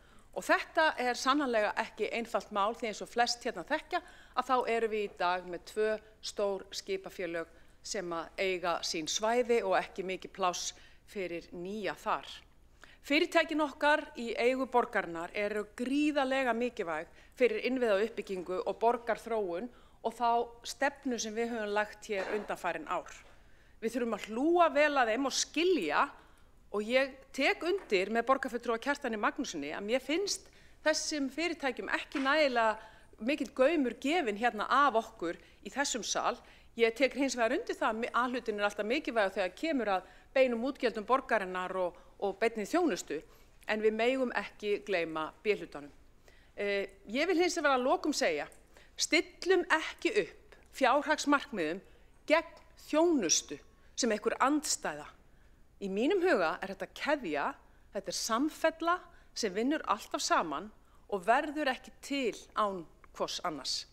Annars segi ég bara enn og aftur til borgarstjórnar og til alls starfsfólks til hamingju með ansi góðan ársreikning 2024 og ég vona okkur beri gæfa það að ársreikningu fyrir 2025 verði á svipuðum nótum. Takk fyrir. Það er borgarfulltrúinn Þórdís Lóa Þórhallsdóttir lokið máli sínu og næsta mælendaskrá er borgarfulltrúinn Ragnhildur Alda María Vilhjálmsdóttir.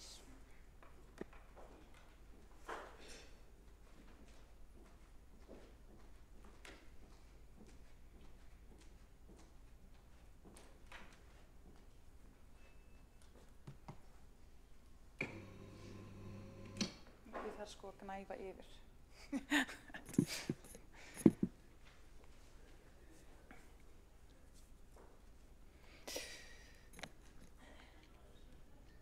Já, virðulegi forseti og borgarstjórn, ég vil einnig byrja að þakka starfsfólki fyrir vel unnin störf og fyrir að vera enga fljóta að svara og almennt bara mjög þjónustulundi í garð okkar borgarfulltrúanna og bara hjartans þakki fyrir það, svo því sem komi nú úr vegi.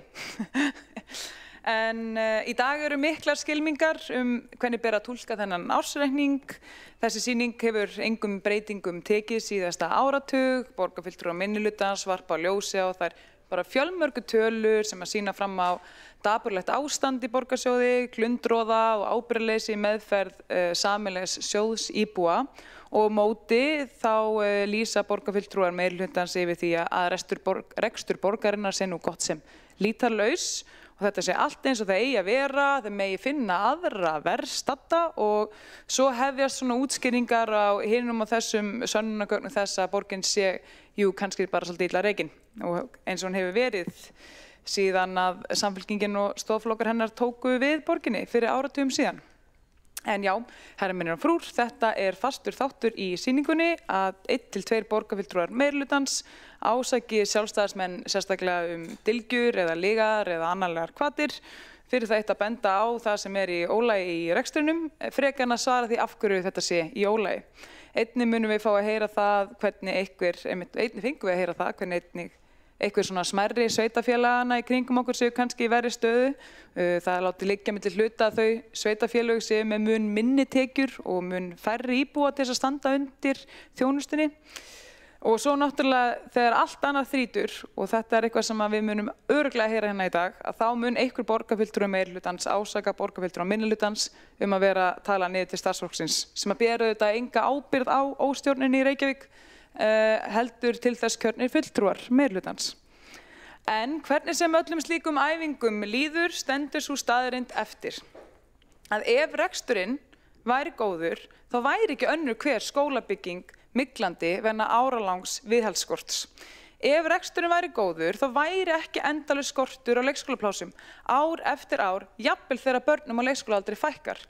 Ef reksturinn væri góður það væri hægt að taka á lesturarvandanum í grunnskólanum en í staðinn var skorið niður í bókakaupum.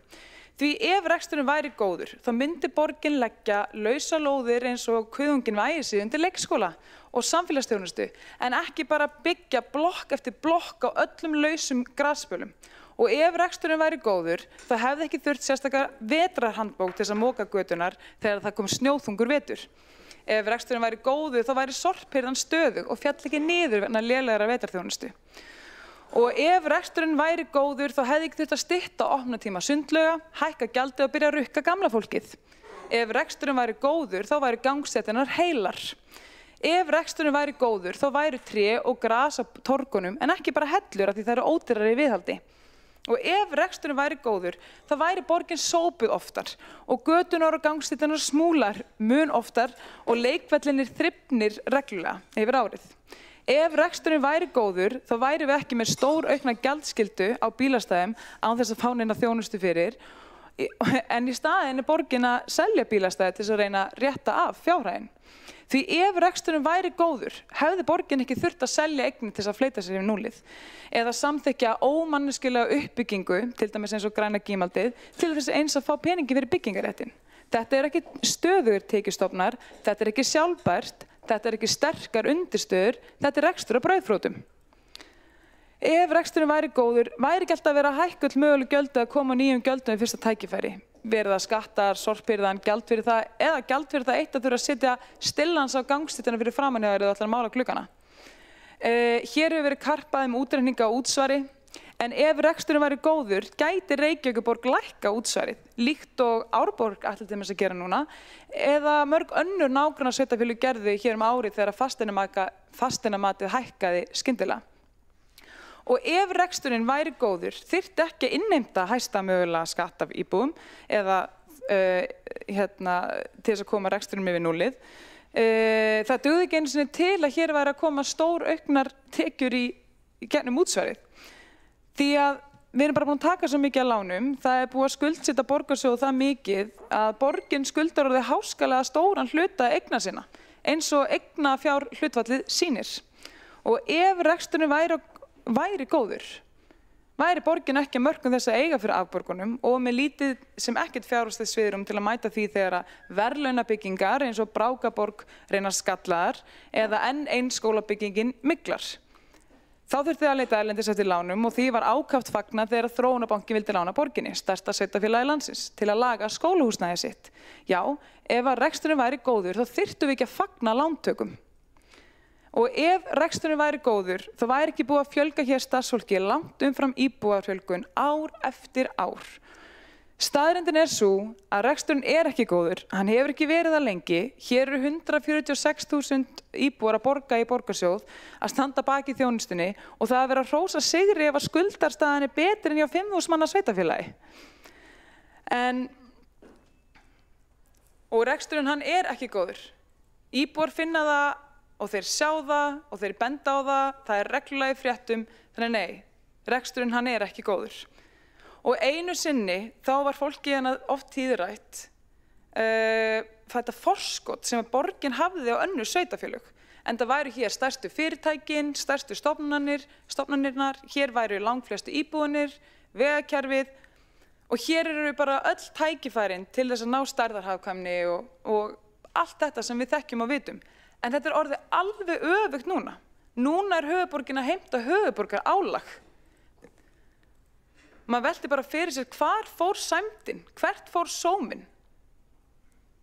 Ég segi bara, nei, það augljóst að reksturinn ekki góður. Takk fyrir mig. Það borgarfulltrúinn Ragnhildur Alda María Vilhjálmsdóttir lokið máli sínu og næstur á mælendaskrá borgarfulltrúinn Skúli Helgason.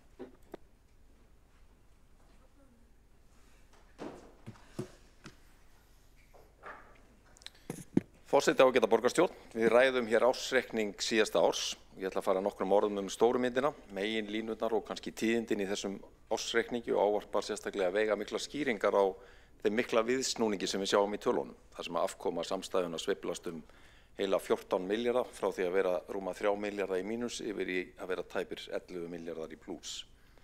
Á mannamáli þá endurspeglar ársreikningurinn prýðilega afkomu, bæði hjá A-hluta borgarsjóðs og B-hluta fyrirtækjónum. En líka afkomu þar sem að miklu munar góða afkomu orkuveitunar en líka afkomu bata hjá Faxaflóahöfnum, Strætó og slökkviliði höfuðborgarsvæðisins. Eins og borgarstjóri fór vel yfir í sinni ræðu við fyrstu umræðu og hér í dag þá var planið sem við samþykktum hér í borgarstjórn 2020 þegar að COVID-faraldurinn skall á að standa vörð grunnreksturinn, ekki ráðast í harða niðurskurð ofan á mjög krefjandi samfélagsaðstæður fyrir starfsfólk okkar og íbúa borgarinnar, heldur vaxa út vandanum en sannarlega sína aðhald með raunhæfum hagræðingar aðgerðum. Það hefur af vonum tekið nokkur ár og var sennilega krefjandi sérstaklega meðan að vextir og verðbólga voru hér í hæstu hæðum, en nú hefur góðu heilli tekist með samstilltu átaki ríkis sveitarfélaga þar með tali borgarinnar og aðila vinnumarkaðins að vinda ofan af því til hagsbóta fyrir hagkerfið allt og þar með talið borgarsjóð. Þessi afkomubati í ársreikningnum helgast af aðhaldi í rekstri, markvissri tekjuöflun, ekki síst með rúmlega 3 milljarða króna tekjuaukning af sölu bingaréttar sem færist undir fjárfestingar, en ekki síður virkri aðkomu borgarinnar að málum í hinu stóra efnahagslega umhverfi þar sem miklu munar árangursríkt samstarf við ríki og aðila vinnumarkaðarins stöðuleika samninga á almennu vinnumarkaði og tímamóta samninga við ríkið leiðréttingu á alvarlegri vanfjármögnun mikilvægra málaflokka sem að færðir voru frá ríki til sveitarfélaga, sérstaklega málaflokki fatlaðs fólks. Kjarasamningar skila lægri vöxtum og verðbólgu og þar með lægri fjármagnskostnaði. Á árinu 2024 tók verðbólga hjaðna, mældist 5,9% að meðaltali á árinu samanborið 8,8% að meðaltals verðbólgu árið áður. Það hefur meðal annars þau áhrif að fjármagnsgjöldin lækka til muna 3,4 milljarða hvorki meira en minna milli ára sem að skýrist bæði af lægri verðbóta og vaxtagjöldum og hærri vaxtatekjum en hefur líka áhrif á rekstrar útgjöld sviðana. Eins og við þekkjum þá náðust mikilvægir samningar á síðustliðnum 2 árum við ríkið sem að hækkuðu framlög borgarinnar úr jöfnunarsjóði 3,6 milljarða og reyndar hafa framlög borgarinnar úr jöfnunarsjóði hækkað rúmlega 5,3 milljarða á síðastliðnum 2 árum. Það hefur hins vegar ekki aukið skattbyrði íbúana heldur lækka skatttekjur ríkisins á móti. Þessi bættu fjárhagslegu samskipti við ríki munu reyndar líka hafa jákvæð áhrif á ársreikning yfirstandandi árs 25 því í tengslu við kjarasamningana í upphafi ársins var gengið frá samningi við ríkið yfirtöku þess á rekstri málaflokksins börn með fjölþættan vanda, auk sterkari aðkomu að rekstri hjúkrunarheimilana. Ég heyriði haldið fram af oddvita Sjálfstæðisflokksins í fyrstu umræðu að veigamikil skýring á bættri afkomu borgarinnar væri aukin skattheimta af borgarbúum, en þess vegna áhugavert að í ítarlegri úttekt Viðskiptablaðsins á afkomu 8 stærstu sveitarfélaganna í síðustu viku kemur fram að lítilsháttar hækkun verður á skatttekjum borgarinnar án framlaga jöfnunarsjóðs eða 1%, meðan hlutfallshækkun skatttekna var umtalsvert meiri hjá 6 af 8 stærstu sveitarfélögunum í landinu og fór hæst í 14,6% í Árborg og tæp 9% á Akureyri. Og reynda var það þannig að skatttekjur á hvern íbúa drógu saman í Reykjavík í fyrra 0,6% þrátt fyrir þennan mikla afkomubata. Forseti, nokkur orð Orkuveituna. Ég á sæti í stjórn þar og það mikilvæga fyrirtæki sem borgin á 94% hluti í skilaði nær helmingi betri afkomu í fyrra en árið áður og var hagnaður ársins 9,3 milljarðar króna sem að skila sínu í afkomubata borgarinnar. Arðgreiðslur Orkuveitunar í fyrra námu 94% af hagnaði síðasta árs en það hlutfall lækkar í ár niður í tæp 70%. Það mun veita meira svigrúm til fjárfestinga en það er numið 32 milljónum á síðasta ári sem er aukning 5,8%. Og höfum í huga að fjárfestingar Orkuveitunar eru í grundvallar innviðum samfélagsins sem skila fyrirtækinu og þar með borginni auknum tekjum í framtíðinni. Orkuveitan er mjög stöndugt fyrirtæki með eignasafn upp á 590 milljarðar króna og eigið fé sem nemur 265 milljörðum. Eigin fjár hlutvallið mjög hátt, 52,1% sem er hærra en að meðaltali hjá þeim fyrirtækjum sem að flokkuð eru undir framúrskarandi fyrirtæki í atvinnulífinu. Afkoman er góð en horfurnar líka, ekki síst í kjölfar nýrra samninga við Norðurál sem náðust núna eftir áramótin eftir áralangt þref og togstreitu. Nýju samningarnir munu skila Orkuveitunni milljörðum króna í aukna tekjur á hverju ári en þeir losa líka verulega orku sem hægt er að selja öðrum kaupendum á markaðsverði. Þar hef ég lagt áherslu á það í stjórninni að horft verði til aðila sem að uppfylla markmið félagsins sjálfbærni og kolefnishlutleysi og vonandi skilar það jákvæðri niðurstöðu á komandi misserum. Fleiri samningar eru lausir á næstu árum og svo eru gríðarlegir tekjumöguleikar í dótturfélagi Orkuveitunar Carbfix sem vakið hefur heimsathygli fyrir frumkvöðlastarf í niðurdælingu kolefnis. Þar er nú unnið að fjármögnun verkefna samhliða viðræðum við 2 sveitarfélög samstarf varðandi niðurdælingaverkefni sem að geta skilað bæði Orkuveitunni og þar með borginni miklum ábata samhliða því að vera stefnumarkandi verkefni í baráttunni við loftslagsbreytingar í heiminum. En þess má geta að Orkuveitan hefur notað Carbfix-tæknina í allmörg ár, meir en 10 ár, til þess að draga úr mengun af völdum brennisteinsvetnis við Hellisheiðarvirkjun og hefur verið dælt niður 75.000 tonnum af koldíoxíði frá 2014 sem að ella hefðu farið út í andrumsloftið og það er sannarlega framtak sem að hefur jákvæð áhrif á loftgæðin á höfuðborgarsvæðinu. Forseti, ég vil að lokum fara nokkrum orðum afkomu menningar og íþróttasviðs.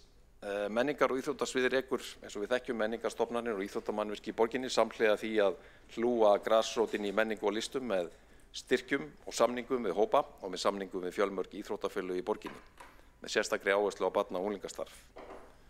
Í stuttu máli sagt þá hélt sviðið sig innan fjárheimilda á árinu og skilaði reyndar 7 milljóna króna afgangi. Það er ekki lítið verk og tókst með samstilltu átaki stjórnenda og starfsfólks á sviðinu þrátt fyrir áskoranir eins og stóraukin orkukostnað til dæmis á gervigrasvöllum sem að var meira en 76 milljónir yfir áætlun en það er mjög merkilegt að á undanförnum 2 árum hefur orkukostnaðurinn hækkað tæplega 70%. Horfurnar á þessu ári eru hins vegar erfiðari en ófjármagnaði kostnaðarliðir eru áætlaðir rétt innan við 500 milljónir króna. Þar er stærsti einstaki liðurinn aukin útgjöld vegna betri nýtingar frístundastyrksins upp á 156 milljónir króna og þó að aukin útgjöld séu yfirleitt ekki sérstakt fagnaðarefni þá er það sannarlega mikilvægt að fleiri börn og ungmenni eru núna að taka þátt í skipulögðu frístundastarfi hvort sem er í íþróttum, listnámi eða öðru. Og ég vil segja að það er sannarlega hægt að segja og fullyrða að hverri krónu í frístundastyrknum er vel varið til að tryggja að sem flest börn og ungmenni taki þátt. Við erum í fararbroddi á heimsvísu þegar kemur að almennri þátttöku barna og ungmenna í skipulögðu frístundastarfi. Það hefur heilmikil áhrif jákvæð í forvarnamálum og við eigum að tryggja að við höldum því forystuhlutverki áfram. Forseti, að lokum, ég vil eins og aðrir þakka stjórnendum og starfsfólki borgarinnar bæði A og B hluta fyrir góð störf á liðnu ári, þakka stjórnendum fjármála og áhættustýringarsviðs fyrir framúrskarandi vinnu við stjórn fjármála borgarinnar ásamt okkur í borgarstjórn, þakka félögum mínum hér fyrir gott samstarf og siglu við að sigla í gegnum krefjandi tíma undanfarin ár og þakka sérstaklega stjórnendum og starfsfólki á menningar- og íþróttasviði fyrir að halda sig innan fjárheimilda með öflugri rekstrar og fjármálastjórn. Í hnotskurn afkoman prýðileg og sóknarfærin heilmikil, en það eru líka áskoranir framundan við að láta enda ná saman á þessu ári og við þurfum að sýna ábyrgð og aðhald áfram samhliða því að við einbeitum okkur að því að styrkja grunnþjónustuna við borgarbúa og gera borgin okkar að enn betra samfélagi til að búa í. Þá borgarfulltrúinn Skúli Helgason lokið máli sínu og næstur á mælendaskrá borgarfulltrúinn Kjartan Magnússon.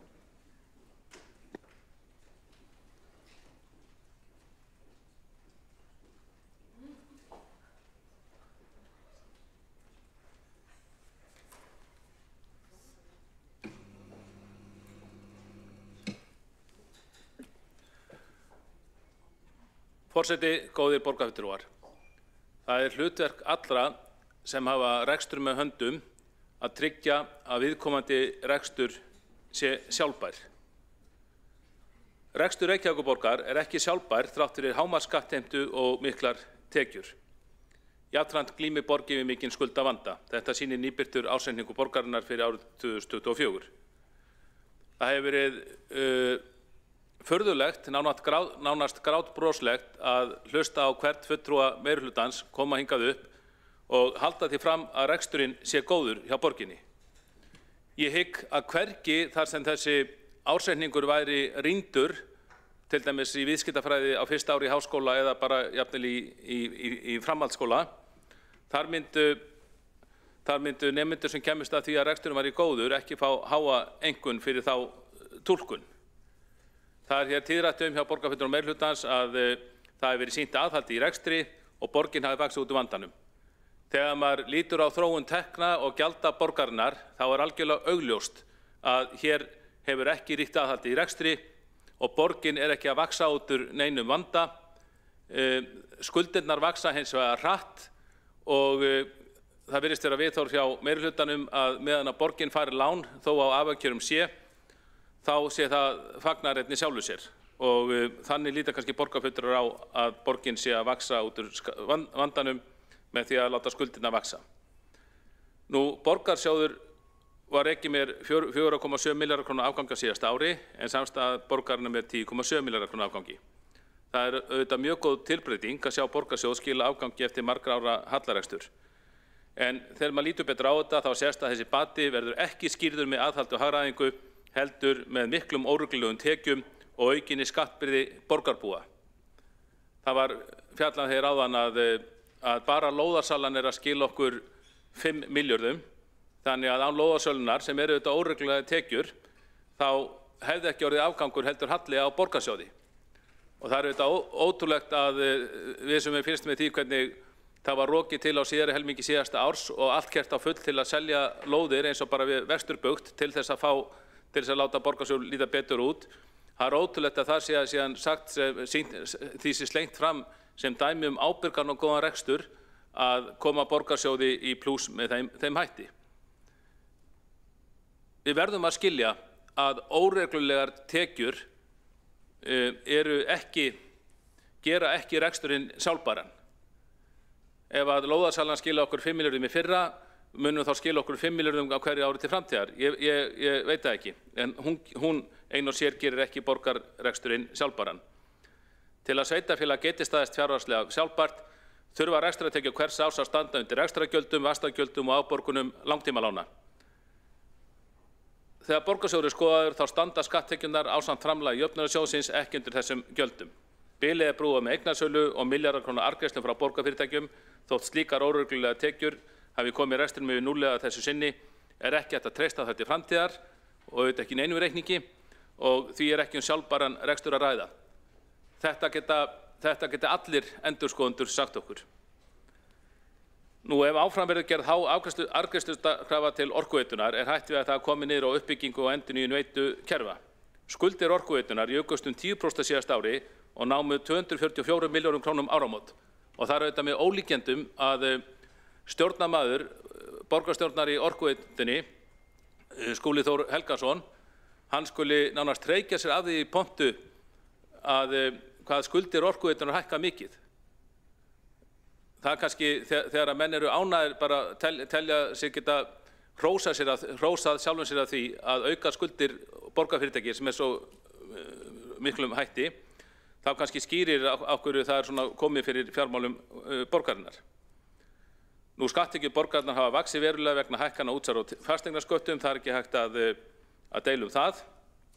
Skatttekjurnar hækkuðu nánast jafnmikið og afkoma batnaði eða rúmlega 9 milljarðar króna og greiðslur í jöfnunarsjóði jukust 27% á milli ára eða tæpa 4 milljarða. Mikil hækkun á fasteignamati hefur líka í för með sér að borgarbúar greiða nú 8 milljörðum krónum meira í fasteignaskatta og lóðarleigu árlega en í upphafi kjörtímabilsins. Mörg sveitarfélög hafa brugðist við þessari hækkun fasteignamatsins með því að lækka álagningarhlutfallið á þegna sína en ekki vinstri meirihlutinn í Reykjavík, hann vill halda sköttum sem hæstum. Nú, þrátt fyrir hávartal hagræðingu þá hækkaði launakostnaður milli árum 6,5% á borgarsjóði og 6,7% á samstæðunni. Og það er auðvitað vel umfram verðbólgu. Annar rekstrarkostnaður hækkaði 9% á borgarsjóði og 8,8% á samstæðunni. Þessar fáu tölur sýna að það er ekki hagræðing. Þegar að kostnaðurinn eykst umfram verðbólgu þá er auðvitað ekki hagræðing, hvort sem litið til borgarreksturs, ríkisrekstrar eða heimilisrekstrar. Nú, ég fjallaði aðeins áðan skuldir samstæðu Reykjavíkurborgar, en þar hækkuðu tæplega 30 milljarðar króna á árinu eða 6%. Borgarstjórn hefur þannig skuldsett hvern íbúa sinn tæpar 3,8 milljónir og hverja 4 manna fjölskyldu rúmar 15 milljónir króna. 15 milljónir króna á fjölskyldu, borgarbúar góðir. Útlitið ekki gott því áætlað að skuldir Reykjavíkurborgar haldi áfram að aukast. Samkvæmt fjárhagsáætlun munu þær hækka 33 milljarðar króna á árinu 2025 og nema 559 milljörðum króna í árslok hjá samstæðunni. Það er dýrt að skulda. Gegndarlaus skuldasöfnun Reykjavíkurborgar hefur leitt til þess að fjármagnsgjöld eru ein helsta stærðin í bókhaldi okkar. Borgin er því berskjöldu fyrir verðbólgu og vaxtahækkunum. Háar skuldir og fjármagnsgjöld lenda á endanum á borgarbúum með einum öðrum hætti. Fjármagnsgjöld samstæðuna námu 26 milljörðum króna á síðasta ári. Sú upphæð er hærri en rekstrarframlag borgarinnar á því ári til allra 90 leikskóla borgarinnar, borgarreikina sem sjálfstætt-reikina.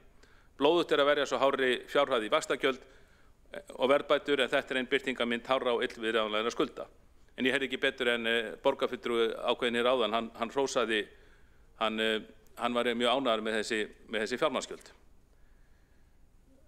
Einar Þorsteinsson fyrrverandi borgarstjóri sýndi ákveðna viðleitni í því skyni að ná tökum á fjármálum borgarinnar eins og kemur fram í þessu reikningi en komst að því hjá fullkeyptu hjá vinstriflokkunum sem virðast ekki hafa áhuga á raunverulegri hagræðingu.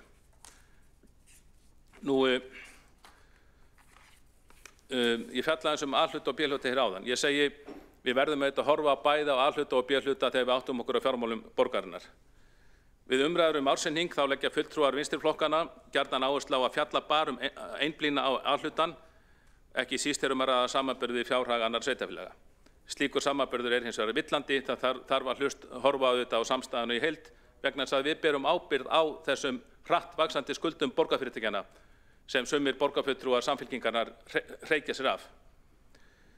Nú því er stundum haldið fram að undir B-hlutanum séu borgarfyrirtæki sem séu fjárhagslega sjálfstæð sem afli sjálftekna og muni þannig sjálfstanda undir lánum sínum. Þess vegna sé eðlilegra að horfa aðalega til A-hluta þegar farið sé við rekstur og skuldastöðu borgarinnar. Með því að einblína á skuldir borgarsjós en horfa markvisst fram hjá vel rúmlega 300 milljarða króna skuldum borgarfyrirtækja er auðveldara en ella halda því fram að ekki þurfa að ágjöra skuldastöðunni.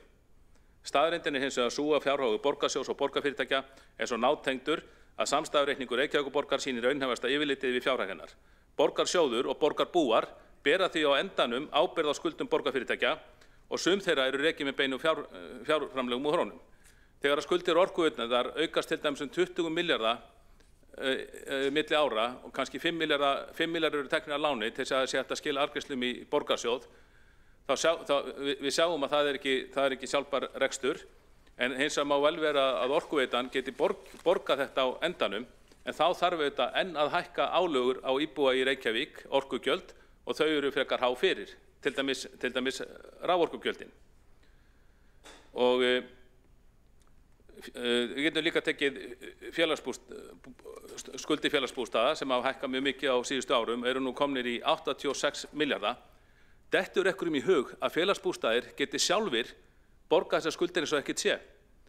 Félagsbústaðir ekki fjárhagslega sjálfbærir. Það hefur hver ráðgjafinn á fætur öðrum verið ráðinn til félagsbústaða og þeir hafa allir sagt okkur að við verðum að hækka leiguna til þess að félagið verði sjálfbært. En það hefur verið komið í veg fyrir það í borgarstjórn að félagsbústaðar fái að hækka leiguna og þá verður haldið áfram að hlaða upp skuldum. Þannig að félagsbústaðir get ekki borgað þessar skuldir sínar nema að hækka leiguna og verður það samþykktir í borgarstjórn. Þessu máli bara með mjög ábyrgðarlausum hætti velt inn í framtíðina. Sama með Orkuveituna. Orkuveitan skuldir hennar að komast í 250 milljarða. Orkuveitan mun ekki geta borgað upp þessar skuldir sínar nema að taka það með einhverjum hætti frá borgarbúum. Og þetta einhverjum í hug að Sorpa geti greitt skuldir sínar þó að þær séu ekkert háar með við hitt, 2 milljarðar eða Strætó án þess að hækka álögur á Reykvíkinga. Það auðvitað ekki hægt og það blekking að halda öðru fram borgarfulltrúar og góðir. Við verðum að líta á skuldir og rekstur samstæðunni í samhengi þegar við erum að skoða borgarreksturinn. Það þýðir ekki að stinga höfðinu í sandinn og einblína bara á A-hlutann. Þá hefur borgarfulltrúinn Kjartan Magnússon lokið máli sínu og næsta mælendaskrá er borgarfulltrúinn Árelía Eydís Guðmundsdóttir.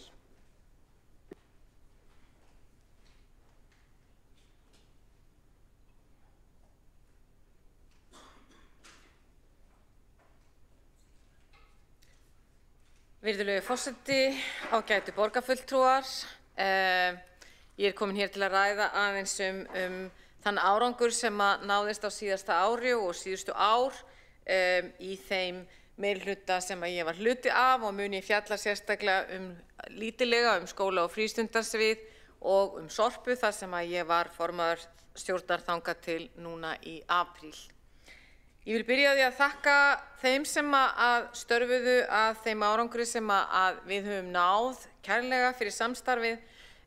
Mér langar til að taka það fram að við höfum náð árangri hjá skóla og frístund eða náðum árangri hjá skóla og frístund en það var ekki auðvelt og það er mikilvægt að gera sér grein fyrir því að þegar við horfum á ársreikning og erum að tala töluleg gögn varðandi ársreikning að þá verðum við samt sem áður að hafa í huga að það skiptir okkur verulega miklu máli að horfa á borgin okkar út frá líðan og þess vegna í rauninni má segja að þegar við fórum í hagræðingar og við lögðum verulega mikið á okkur og ég vil segja það pólitískum fulltrúum til hrós og sérstaklega stjórnendum og starfsmönnum á sviðinu til hrós að það var í rauninni velt við hverjum einasta steini og við veltum fyrir okkur hvernig við gætum náð fram hagræðingu án þess að skerða þjónustu sem var þá grundvallarhugmyndin sem við lögðum af stað með.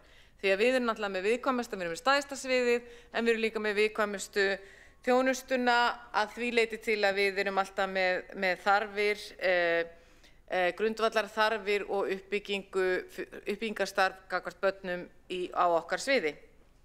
Nettóútgjöldin sem hefur komið fram drógust saman á sviðinu á síðasta ári og leikskóla líkani Snorri sem var formlega tekið í notkun í janúar.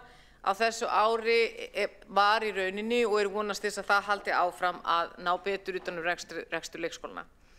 Ég vil taka það fram að í hverju einasta skóla og ég minni aftur á að það eru 150 stofnanir sem að tilheyra skóla og frístund var sest niður með stjórnendum. Fjármálastjóri tók það að setjast niður með stjórnendum til þess að fara betur yfir hvernig getum við haldið utan fjármálin, hvað hægt að gera til að forgangsraða og það var í rauninni sú stefna tekin að leita til allra þeirra aðila sem að eru í daglegu starfi til þess að átta okkur betur á því. En leið og ég þakka fyrir frábært starf við þessa hagræðingu og bara starf almennt sé á sviðinu að þá eru nokkur atriði sem að þarf að leggja áherslu á og ég held að ég muni svona að segja að verði mikilvægt að hafa aðhald á næsta ári og það er náttúrulega fyrst og fremst að samræma á milli sviða og deilda eitt stærsti útgjaldaliðurinn sem að kannski hugsanlega svíður okkur mest vegna þess að hann kemur niður á starfsmönnum en hann kemur ekki síst niður bara á börnum og starfseminni og það er húsnæðismálin sem að þarf að við þurfum að ná utanum bæði samstarfi, eignaskrifstofu og samstarfi USKI til þess að við getum í rauninni farið í skynsamlega uppbyggingu á því sviði. Síðan náttúrulega verðum við að horfast í augu við það að veikindahlutfallið er gríðarlega hátt og kostar okkur alveg svakalegar upphæðir. Heildar veikindahlutfall hjá grunnskólanum var 7,4% á síðasta ári og þetta eru bara eingöngu fulltrúar í kennarasambandinu eða KÍ en heildar veikindahlutfall leikskólana var 9,2%. Þetta er gríðarlegir fjármunir sem liggja þarna og því vil ég leggja áherslu á það að við höldum fast utanum að reyna að finna leiðir til þess að vinna gegn þessu eða að finna leiðir. Ég líka snúa mér á Sorpu og fjalla um það. Borgarfulltrúi Kjartan Magnússon hefur hér ítrekað beðið aukna umfjöllun B-hlutafélögin og ég er stolt af því að segja frá því að við höfum náð gríðarlega miklum árangri hjá Sorpu og þar hef ég líka átt frábært samstarf við stjórnendur og stjórn Sorpu. Í lok ársins 2023 sammæltust eigendur Sorpu víðtækar breytingar á rekstrinum. Þær fóru þessi grundvallarbreytingu á meðhöndlun úrgangs á Íslandi. Með þeim var ákveðið að Sorpa skyldi ekki lengur urða lífrænan úrgang á urðunarstað sínum í Álfsnesi og að urðun á blönduðum úrgangi í Böggum skyldi hætt. Í breytingunum fólust mikil áhætta þar sem urðun hefur áratugaskeið verið hryggjastykki í rekstrinum og með umfangsmikilli undirbúningsvinnu sem við settum á stað má segja hafi staðið allt frá árinu 2020 þannig að við tókum við þeirri stefnumótun tókst að hverfa frá urðum með svo afgerandi hætti að leita þar langt aftur í sögunni til að finna annan eins árangur á sviði umhverfis- og úrgangsmála. Urðun á lífrænum úrgangi var alfarið hætt sem var mögulegt með tilkomu sérstakra söfnunar á matarleifum við heimili eins og því hafið orðið, náttúrulega við öll höfum orðið vör við og gæju. Og urðun á blönduðum úrgangi stöðvaðist nær alfarið í lok ársins 2023 blandaður úrgangur en í stað þess er nú sendur til orkuvinnslu í Svíþjóð þar sem hann er nýttur til húshitunar og rafmagnsframleiðslu. Breytingin skilaði sér í 90% samdrætti í urðun hjá Sorpu, færslu á 20.000 tonna af úrgangi úr urðun í ýmis endurvinnslu eða nýtingu, með tilheyrandi samdrætti í losun gróðurhúslofttegunda. Með breyttu hlutverki urðunarstaða Sorpu í Álfsnesi var því ákveðið að sameina rekstur urðunarstaðsins og móttöku og flokkunarstöðvar fór Sorpu í Gufunesi í nýtt svið innan Sorpu, svið móttökunar og flokkunar. Breytingar á urðunarstaðnum hefur einnig í för með sér verulega breytingar á vinnu starfsfólks í áðurnefndum móttöku og flokkunarstöð og í stað þess að vinna matarleifar úr blönduðum úrgangi sem hætt var í október 2023 er matarleifum nú hlaðið í Gufunesi á leið þeirra í Álfsnes. Á síðasta ári var einnig fyrsta ári sem Gaia vann eingöngu úr sérsöfnuðum matarleifum. Með tilkomu sérsöfnunar hefur Gaia nú unnið nothæfu moltu úr matarleifum sem var stimplað að þar til bærum yfirvöldum notagildi og ágæti á vormánuðum í fyrra en þá fengu allir hérna á höfuðborgarsvæðinu boð það að fá moltu frá okkur ókeypis.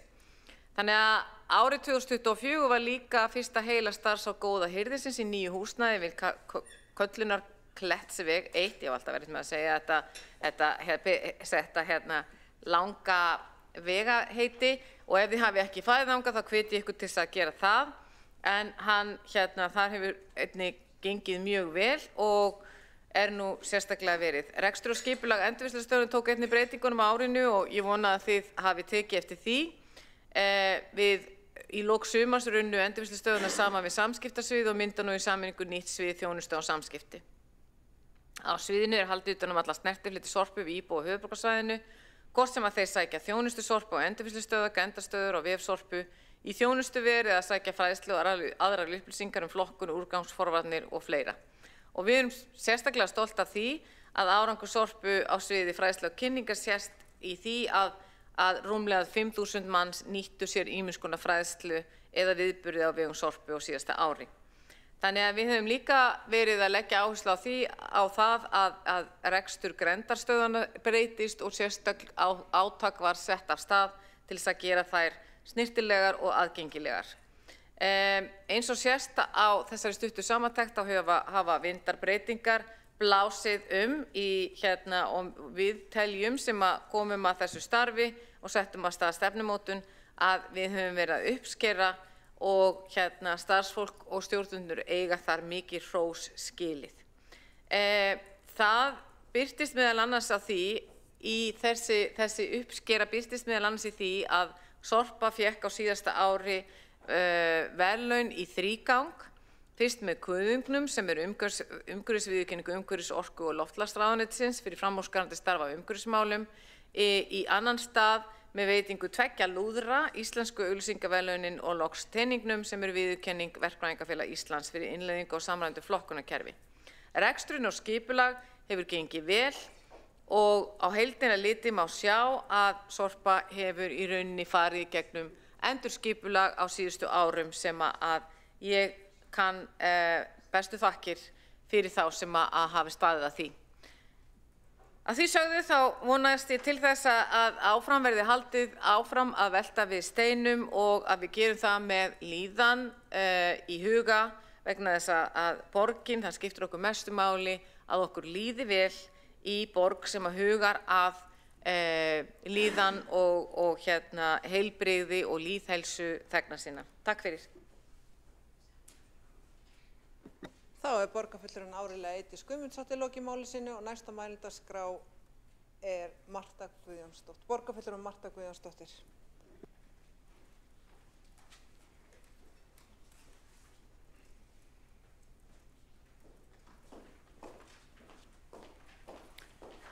Forseti, ágætu borgarfulltrúar, við rýnum nú í ársreikning Reykjavíkurborgar fyrir árið 2024. Þó að á yfirborðinu birtist mynd af jákvæðri niðurstöðu, þá dugir ekki að dást að yfirborðinu einu saman, þegar kemur að fjármálum borgarinnar. Sú niðurstaða byggir ekki á umbótum eða hagræðingu, heldur fyrst og fremst á aukinni skattheimtu. Það eru einkum hækkanir á útsvari og fasteignasköttum sem fegra niðurstöðuna. Tekjur aðalsjóðs af aukinni skattheimtu jukust 9.446 milljónir króna á árinu. Fóru úr 135 milljörðum króna árið 2023 í 144 milljarða króna árið 2024. Forseti, 6 dögum fyrir jól 2023 færði Dagur B. Eggertsson, þáverandi borgarstjóri, borgarbúum þessa dýru jólagjöf hækkun álagningarhlutfalls útsvars úr 14,74% í 14,97%. Nú birtist þessi ákvörðun svart á hvítu í ársreikningnum. Jólagjöfin orðin að reikningi sem borgarbúar greiða. Það þessi aukna skattheimta á heimili og fyrirtæki sem heldur fjármálum borgarinnar á floti, ekki ábyrg fjármálastjórn eða hagræðing í rekstri. Forseti, það svo hitt sem fegra niðurstöðu ársreikningsins, það eru arðgreiðslurnar. Eins og fram kemur í ársreikningnum hefur borgin tekið út 5,7 milljarða króna í arð frá sínum eigin innviðafyrirtækjum, Orkuveitu Reykjavíkur og Faxaflóahöfn. Í þeim efnum til dæmis rétt að spyrja hvort það sé ábyrg ákvörðun þegar þessi fyrirtæki standa frammi fyrir mikilli fjárfestingarþörf til að tryggja framtíðaröryggi í orkumálum og hafnarekstri. Svarið einfalt, nei. Borgin á ekki að fjármagna rekstur sinn með því að veikja fjárfestingargetu þeirra sem bera ábyrgð á að halda grunninnviðum borgarinnar gangandi. Bæði Orkuveita Reykjavíkur og Faxaflóahafnir þurfa að fara í verulegar fjárfestingar til að tryggja viðhald, uppbyggingu og sjálfbæran rekstur til framtíðar. Það á ábyrgð okkar borgarfulltrúa að tryggja þessum fyrirtækjum nægt svigrúm til að mæta framtíðar áskorunum. Að taka út arð á þessum tímapunkti ekki ábyrgt og gert í þeim eina tilgangi að fegra ársreikning borgarinnar. Forseti, ársreikningur sýnir jafnframt að nýjar skuldbindingar samstæðunnar héldu áfram að aukast á árinu. Samkvæmt ársreikningnum juku skuldir samstæðu borgarinnar það bil 30 milljarða króna á árinu og eru nú komnar í 525 milljarða. Og þær fara vaxandi. Þá má einnig benda á að þrátt fyrir að skuldahlutfall A og B hluta án Orkuveitunar án OR hafi lækkað úr 110% í 104%, heldur skuldasöfnun áfram. Og ekkert bendir til þess að stefnubreytingur sé að vænta í þeim efnum. Það eru skattgreiðendur í Reykjavík sem bera þessa byrði. ekki aðeins í dag, heldur til framtíðar. Við sjálfstæðismenn spyrjum okkur að því hvort þessi skuldaaukning sé raunverulega ásættanleg þegar borgarbúar upplifa grunnþjónustu á ýmsum sviðum og aukna skattheimtu ár hvert. Við teljum svo ekki vera. Forseti, á meðan fjármál borgarinnar eru kynnt sem árangurssaga, blasir annað við þegar litið er til þjónustunar. Leikskólamálin eru skýrt dæmi. Nú, samkvæmt upplýsingum frá því í mars á þessu ári, bíða 613 börn frá 12 til 17 mánaða aldri eftir leikskólaplássi í borgarreknum leikskólum. Þrátt fyrir loforð annað. Þessar tölur tala sínu máli. Þrátt fyrir fögur fyrirheit úrbætur er staðan enn sú að 100 barna og fjölskyldna þeirra búa við óvissu og bið eftir grunnþjónustu sem á að vera sjálfsögð í velferðarsamfélagi. Við sjálfstæðismenn spyrjum því hvort þetta sé virkilega þjónustan sem borgarbúar eiga að sætta sig við. Þegar skattheimta borgarinnar hefur aldrei verið hærri. Við segjum nei. Borgarbúar, foreldrar og börn eiga betra skilið. Forseti, við borgarfulltrúar Sjálfstæðisflokksins höfum í þessari umræðu farið yfir fjárhag og þjónustu borgarinnar. Við höfum sýnt fram á að þrátt fyrir að ársreikningurinn sé kynntur sem árangurssaga, þá sýnir hann í raun áframhaldandi skuldasöfnun, ranga forgangsröðun sem byggir á skammtíma hugsun. Við höfum bent á hvernig borgin fjármagnar rekstur sinn með því að taka arð úr innviðafyrirtækjum sem þurfa sjálf að standa undir mikilvægustu fjárfestingum borgarinnar til framtíðar. Við höfum sýnt fram á hvernig skuldir halda áfram að vaxa á kostnað skattgreiðenda og framtíðar kynslóða. Og við höfum dregið fram hvernig grunnþjónusta eins og leikskólamál eru látin sitja á hakanum, þrátt fyrir aukna skattheimtu og hástemmd loforð. Forseti, það sem borgarbúar þurfa nú er borg sem setur þjónustu í forgang, leggur grunn að sjálfbærum rekstri til framtíðar og ber virðingu fyrir skattfé borgarbúa. Við sjálfstæðismenn höfum boðað þær breytingar. Við viljum sjá borg sem er rekin af ábyrgð og festu, borg þar sem fjármuni nýtast til að bæta lífsgæði borgarbúa, ekki til að fóðra sýndar árangur. Við viljum borg sem byggir á ábyrgð og fjárhagslegri sjálfbærni, borg sem hlustar á íbúa, nýtir hugvit og krafta þeirra sem hér búa. Forseti, ágætu borgarfulltrúar, við sjálfstæðismenn skorum á meirihlutann að hætta að fegra niðurstöðuna með aukinni skattheimtu og taka raunverulega ábyrgð á fjármálum og þjónustu borgarinnar. Borgarbúar eiga það skilið. Marta Guðjónsdóttir, borgarfulltrúi, hefur lokið máli sínu. 2 borgarfulltrúar hafa óskað eftir að veita andsvar. Veitir þá fyrst andsvar borgarstjóri Heiða Björg Hilmisdóttir. Forseti, ágæta borgarstjórn, ég hef nú reyndar ansi margt við ræðu borgarfulltrúa Mörtu Guðjónsdóttur að athuga, en ég skora á Sjálfstæðisflokkinn að hætta að tala niður Reykjavíkurborg og slá ryki í augu fólk sem býr hér í borginni með röngum upplýsingum. Mig langar að nefna það þar sem að Dagur B. Eggertsson er ekki lengur í borgarstjórn og borgarfulltrúin Marta Guðjónsdóttir tók fram að hann hefði komið sérstaka jólagjöf hingað til borgarstjórnar í lok árs 2023. Þá, með leyfi forseta, er hér tilkynning á stjórnarráðinu sem segir samkomulag undirritað milli ríkis og sveitarfélaga um breytingu og fjármögnun þjónustu við fatlað fólk. Það var reyndar þannig að það var ég sem undirritaði þá yfirlýsingu ásamt fjármálaráðherra, þáverandi Þórdísi Kolbrúnu Gylfadóttur sem er vissulega í Sjálfstæðisflokknum eftir því sem ég best veit.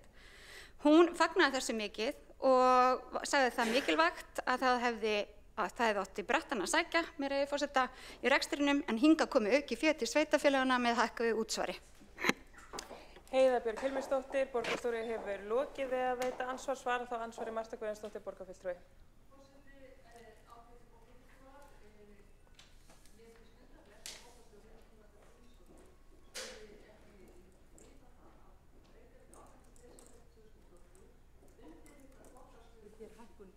álagningarhlutfalls útsvars tekið árið 2024. Þetta til í gögnum Reykjavíkurborgar og í hver borgarstjóran til að kynna sér það. Þannig að þetta var undirritað af þáverandi borgarstjóra Degi B. Eggertssyni. Marta Guðjónsdóttir borgarfulltrúi hefur lokið við að svara andsvari, veitir þá andsvar öðru sinni borgarstjóri Heiða Björk Hilmisdóttir. Já, forseti, ágætu borgarfulltrúar, það er auðvitað þannig að þegar að tillögur eru lagðar fram í borgarstjórn þá eru það ekki frá ríkisstjórn, heldur almennt eru það starfsfólk borgarinnar, sviðsstjórar eða borgarstjóri sem vissulega er framkvæmdastjóri borgarinnar hverju sinni.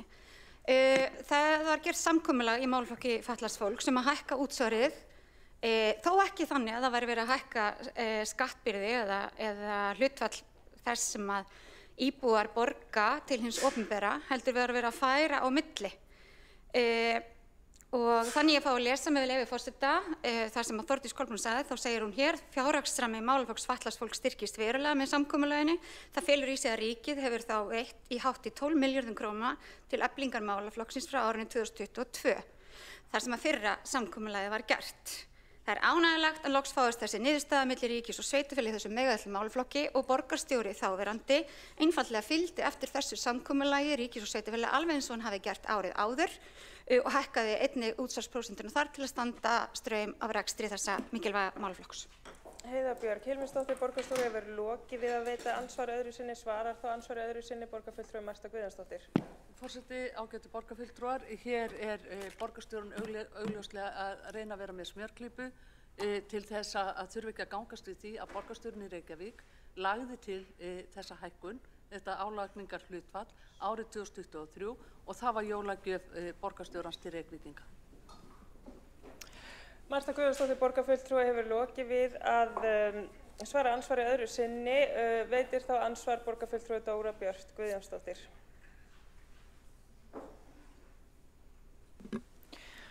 Forseti, talandi skattheimtu og talandi hvað borgarbúar eiga skilið, þeir eiga betra skilið en þennan málflutning. Ég gerir mig grein fyrir að það er ár til kosninga og Sjálfstæðisflokkurinn er komin á eitthvað nýttlátt plan þegar kemur að því að leyfa öðrum ekki öðrum að njóta sannmælis en borgarfulltrúum er væntanlega fulljóst eins og fjallaður hefur að hækkun útsvars sneri að samningi við ríkið að það kæmi betur að fjármögnun verkefni sveitarfélaga og þess vegna hækkaði útsvar á móti lækkum í skattgreiðslum til ríkisins. Þannig að engar breytingar urðu gagnvart útsvarsgreiðendum og þau greiddu þá ekki meira heldur var þetta einungis útfærsla á tilfærslu fjármuna frá ríki til sveitarfélaga og segja að þetta hafi verið einhver jólagjöf til skattgreiðenda og láta eins og við höfum verið að hækka skatta er bara að bera falsvitni og þetta eru dylgjur og rangindi og borgarbúar eiga sannarlega betra skilið en svona ósvífin málflutning og lýðræðið á það sömuleiðis. Dóra Björk Guðjónsdóttir borgarfulltrúi hefur lokið við að veita andsvar, svara þá andsvari borgarfulltrúi Marta Guðjónsdóttir. Forseti, ágætu borgarfulltrúar, ég tel að skyldu mína að upplýsa borgarbúa hvernig er í pottin búið. Hér tala staðreyndirnar sínu máli en hins vegar kýs meirihlutin að reyna að fela og hilma yfir sínar gjörðir. Þetta eru staðreyndirnar og þær tala sínu máli. Marta Guðjónsdóttir borgarfulltrúi hefur lokið við að svara andsvari, veitir þá andsvar öðru sinni borgarfulltrúi Dóra Björk Guðjónsdóttir. Forseti, að tala eitthvað sem staðreyndir sem eru frekar eitthvað sem er í ættu að vera lygar er ótrúlegt. Forseti, ég er í sjokki yfir því að borgarfulltrúanum sem ætti að vera fulljóst að það sem að hann er að halda fram sem að hafi verið skattahækkun, hrein skattahækkun og það hafi ekki verið nein lækkun á móti og þetta hafi verið algjörlega okkar ábyrgð og við séum bara búin að gera einhverja hræðilega hluti að það sé staðan og það sé staðreyndin, það er bara einfaldlega rangt. Það er rangt. Það er að slá ryki í augu skattgreiðenda, í augu kjósenda, bara mér blöskrar þetta hreinlega og ég er bara hissa og mér finnst að borgarfulltrúinn að nota tækifæri til þess að sýna að hann sjái að sér. Þetta er bara ekki í lagi. Dóra Björk Guðjónsdóttir borgarfulltrúi hefur lokið við að veita andsvar öðru sinni, svara þá andsvar öðru sinni Marta Guðjónsdóttir borgarfulltrúi. Forseti, ágæta borgarstjórn, ég held að það sé aðrir hér í þessum sal sem að slái ryki í augu borgarbúa og það er ekki bara í þessu máli heldur fjölmörgum öðrum málum eins og borgarbúum er orðið vel kunnugt Ég hvet borgarbúa til þess að lesa bréfið sem er dagsett í Reykjavík 18. desember 2023 og borgarstjórinn í Reykjavík, þáverandi Dagur B. Eggertsson ritar undir, þar sem að álagningarhlutfall útsvars tekið árið 2024 var hækkað og útsvarið hér í hæstu hæðum. Ætlar borgarfulltrúinn að neita því að hér skattbyrði einna mest á landinu? Marta Guðjónsdóttir borgarfulltrúi hefur lokið við að svara andsvari öðru sinni. Forseti minnir borgarfulltrúa á að ekki hefð fyrir því að bera fram spurningar þegar að andsvörum borgarfulltrúa lokið. En þá telst andsvörum lokið undir þessari ræðu og næsta mælendaskrá Alexandra Briem borgarfulltrúi.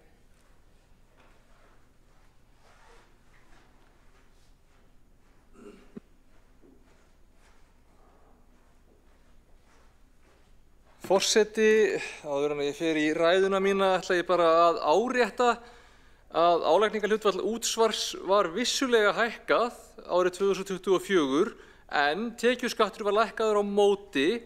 Þetta var ákvörðun ríkisstjórnarinnar og þetta var leið þáverandi ríkisstjórnar til þess að koma til móts við kostnað sveitarfélaga vegna þjónustu við fólk með fötlun. Og sú þjónusta hafði verið undirfjármögnuð og þar raunar ennþá. Þetta var ekki einhver einhliða ákvörðun sveitarfélagana, þetta leiddi ekki af sér aukna skattbyrði á íbúa.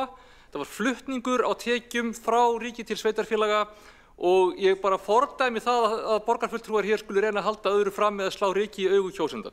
Þetta var flutningur, þetta var ákvörðun ríkisins til þess að koma til móts við sveitarfélögin vegna þess að þjónusta sem hafði verið flutt til þeirra var dýrari en gert hafði verið ráð fyrir og var rekin í tapi og það enn. Áður en ég fer í almenna ræðu þá ætla ég að segja nokkur orð reksturinn á þjónustu- og nýsköpunarsviði árið 2024. Almennt séð rekstrarniðurstaðan þar góð að undanskildum rekstrarlið sem heitir upplýsingatækniþjónusta. Það ekki vegna þess að upplýsingatækniþjónustan hafi verið illa rekin. Rekstur hennar fór fram úr áætlun 25,1% sem eru 539 milljónir umfram fjárheimildir ársins. Þar af var innri leiga eignasjóðs 177 milljónir. Rekstrakostnaður jókst töluvert á þessum tíma vegna samninga við úthýsingar á net- og kerfisrekstri sem eru bundnir við vísitöluhækkanir ásamt því að kostnaður vegna vettvangsþjónustu og tækniþjónustu hækkaði með aukinni þjónustuþörf. Þessi kostnaðaraukning var ekki fjármögnuð, það var farið í ýmsar aðgerðir á sviðinu til að reyna að bregðast við þessu og meðal annars með því að spara annar staðar. En þetta þjónusta og þetta rekstur sem verður að framkvæma. Þetta bara rekstur þeirra kerfa sem við þurfum að halda utanum bara til þess að halda utanum vinnslu kerfa borgarinnar og þetta miklu stærri liður en aðrir rekstrarliðir á sviðinu þannig að það var aldrei mögulegt að ná utanum þessa aukningu með tiltekt annar staðar á sama sviði. Við höfum núna verið að endurskoða rekstrarlíkan sviðsins og það gert ráð fyrir að það sé til notkunar á yfirstandandi fjárhagsári. Vonandi bara mun það verða til þess að þetta verði aðeins skýrara í framhaldinu hver kostnaður lendir, hann sé rétt útreiknaður, gerum ráð fyrir réttum upphæðum og réttum stöðum, bæði þannig að áætlanir okkar séu skýrar og til þess að við sjáum skýrt hvar verður sparnaður eða hagræði þegar eitthvað gengur vel. Nýtt rekstrarlíkan á að tryggja það. En ég vil þakka þjónustu- og nýsköpunarsviði, sviðsstjóra og starfsfólki fyrir bara alveg ótrúlega öfluga og eljusama vinnu við að innleiða miklar þjónustubreytingar í öllu borgarkerfinu til hagsbóta fyrir borgina sem rekstrarreiningu og fyrir borgarbúa. Ég vil líka þakka þeim fyrir hvað þau eru sveigjanleg, hvað þau hafa brugðist vel við breyttum aðstæðum, fjárfestingarátaki og svo að því átaki ljúki, COVID og svo að COVID líði hjá, nýju rekstrarlíkani og bara alls konar tilfallandi erfiðleikum sem komið hafa í innleiðingu og breytingarstjórn. Og við erum bara sannarlega heppin að eiga svona öflugan hóp sérfræðinga með góða framtíðarsýn sem vinnur fyrir okkur. En nú ætla ég aðeins að færa mig að stóru myndinni aftur. Og ég ætla að nota þetta tækifæri til að árétta hvað það mikilvægt að við höldum áfram á þessari braut. Við erum að vinna í samræmi við 5 ára áætlun sem lagt var upp með árið 2020 sem hluta græna planinu. Það plan fólst í því að bregðast við COVID ástandinu á krafti og vaxa út úr vandanum og draga frekar saman seglin þegar faraldurum væri liðinn hjá. Sú áætlun gengur eftir. Hún gengur betur en á horfðist og eins og gildir aðrar áætlanir sem eru að virka, þá mikilvægt að halda áfram að vinna samkvæmt henni. Við höfum lagt áherslu á fjárfestingu í húsnæði fyrir grunnþjónustu. viðhaldsátaki fyrir skólahúsnæði, uppbyggingu leikskólarýma, bætta velferðarþjónustu fyrir þau sem eru verst sett og fjárfestingu í innviðum borgarinnar sem sparar okkur kostnað til framtíðar og gerir okkur kleift að nýta svigrúmið okkar betur. Það mikilvægt að veita góða þjónustu. Það nefnilega ekki bara nauðsynlegt að ná niður hallanum og uppfylla okkar hagrænu viðmið. Það ekki okkar eina markmið. Við viljum veita góða þjónustu, við viljum nýta tíma og fjármagn vel, við viljum byggja upp borg sem gott að búa í, við viljum halda í þekkingu og reynslu og viðhalda góðum og öflugum anda hjá starfsfólki. Eins og ég fór í stuttlega fyrir viku, þá hefði það ekki verið neitt sérstaklega flókið í sjálfu sér að spara meira árið 2024. Það hefði bara verið hrikalegt. Það hefði haft alvarlegar afleiðingar. Það hefði kostað verri þjónustu, minni uppbyggingu, það hefði leitt vandamálum að grassera sem hefðu vaxið og búið til meiri kostnað síðar. Þess vegna nýttum við það svigrúm sem við höfum, meðal annars af óreglulegum liðum, til þess að gangi ekki lengra en við þurfum til þess að halda áætlun og til að skila góðum rekstri. Það ekki vegna þess að án óreglulegu liðana hefðu við ekki náð markmiðinu. Það ekki bara að þeir hafi dottið af himnum ofan og bjargað okkur frá því að vera í mínus. Þessi liðir gerðu okkur kleift að takmarka skaðann og sleppa því að fara í sársaukafulla skerðingu á þjónustu. Það var ákvörðun. Það hér ákveðin hugmyndafræðilegur ágreiningur milli okkar og Sjálfstæðisflokksins. Sjálfstæðisflokkurinn vill nýta það svigrúm sem til staðar til að lækka álögur á íbúa. Við viljum nýta það svigrúm sem við höfum til að bæta þjónustu, bæta innviði og ráðast í samfélagsleg verkefni til að bæta lífið í borginni. Það ekkert í sjálfu sér rangt við það að vera ósammála þetta, en það rangt að halda því fram að þetta sé til marks að borgin sé illa rekin vegna þess að við viljum nýta svigrúmið okkar frekar til þess að viðhalda góðri þjónustu en að lækka álögur. Við erum samt að stunda ábyrgan rekstur. Við erum að ná markmiðum okkar að vinda ofan af COVID-viðbragðinu. Við erum að halda stefnu að ná að uppfylla fjárhagsleg viðmið. Við erum bara ekki að ganga lengra en við þurfum til þess að geta þar að auki lækkað útsvar eins og Sjálfstæðisflokkurinn vill. Við erum bara ósammála þetta og það má. Það líka bara ágætt að kjósendur hafi skýr skilaboð og skýran mun á yfirlýstri afstöðu flokkana. Viltu ábyrgan rekstur en að það svigrúm sem til staðar fari í þjónustu og samfélagsleg verkefni eða viltu að svigrúmið fari að lækka útsvar og fasteignagjöld?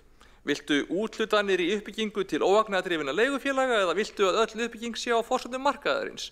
Það má bara alveg vera ósammála það. Það allt í lagi að fólk sé það og kjósi eftir því. Það ekkert óheiðilegt við það ekkert svindl, það heldur ekki til marks heimsku eða vondan rekstur að gera ekki það sem að Sjálfstæðisflokkurinn óskar sér helst. Við erum bara ekki með sömu áherslur. Það má. Það lífseig mýta í nútímanum og sérstaklega í vissum hópum að það sé einhver óhóflegur fjöldi fólk sem sé bara hægt að segja upp eins og ekkert sé á þess að hafa neikvæð áhrif, sérstaklega hjá hinu opinbera.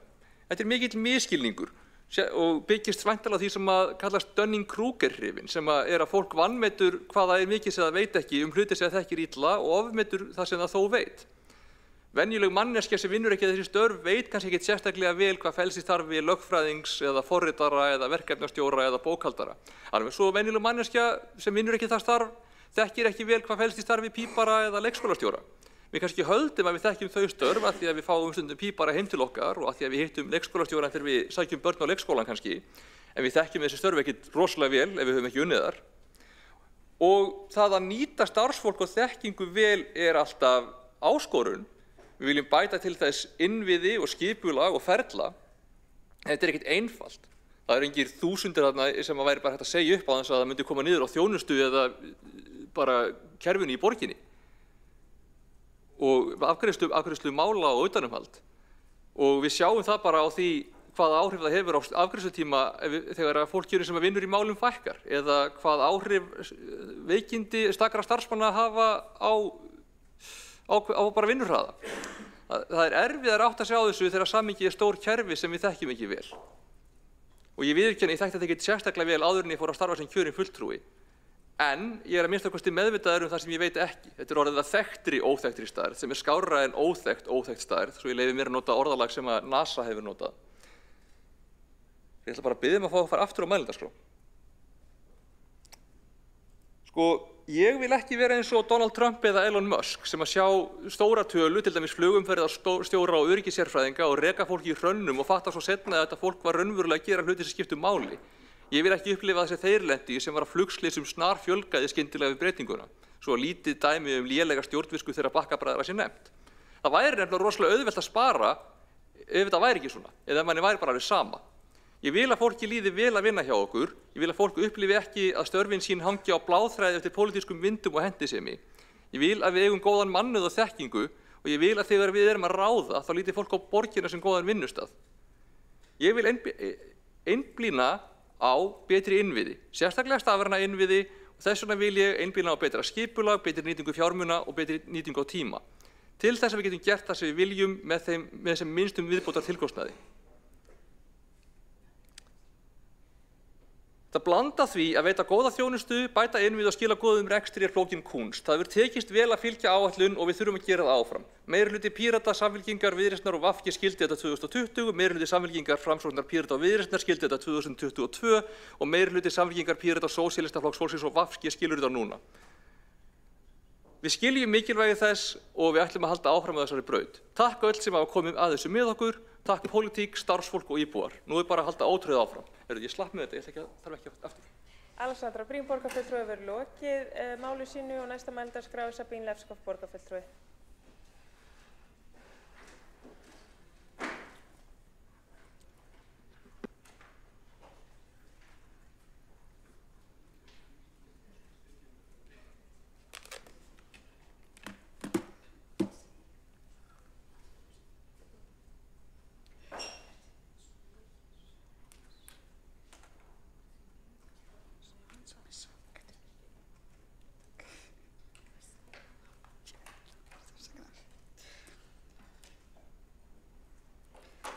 Forseti og borgarstjórn, stundum ræðum við hér smádreiðin og stundum stóra samhengið. Ásreikningurinn bæði, þarf bæði.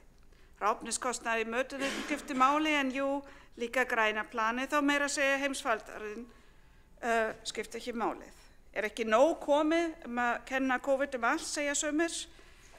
Eins og fólk var orðin þreytt að heyra hrun þegar við tölum alltaf viðhaldsskuld á byggingum í borginni, en samhengi skiptir samt ennþá málið. Bara nú fyrir skömmu heyri ég til dæmis skólafólk tala félagslega afleiðingar hjá börnum sem byrjuðu skólagöngu sín í heimsfaraldrinum og urðu af mikilvægum tímamótum til tengslamyndun sem hefur meira að segja áhrif á allt taugakerfi. Þannig við erum þurfum að vinna og takast á við því núna og gerum það í fyrra.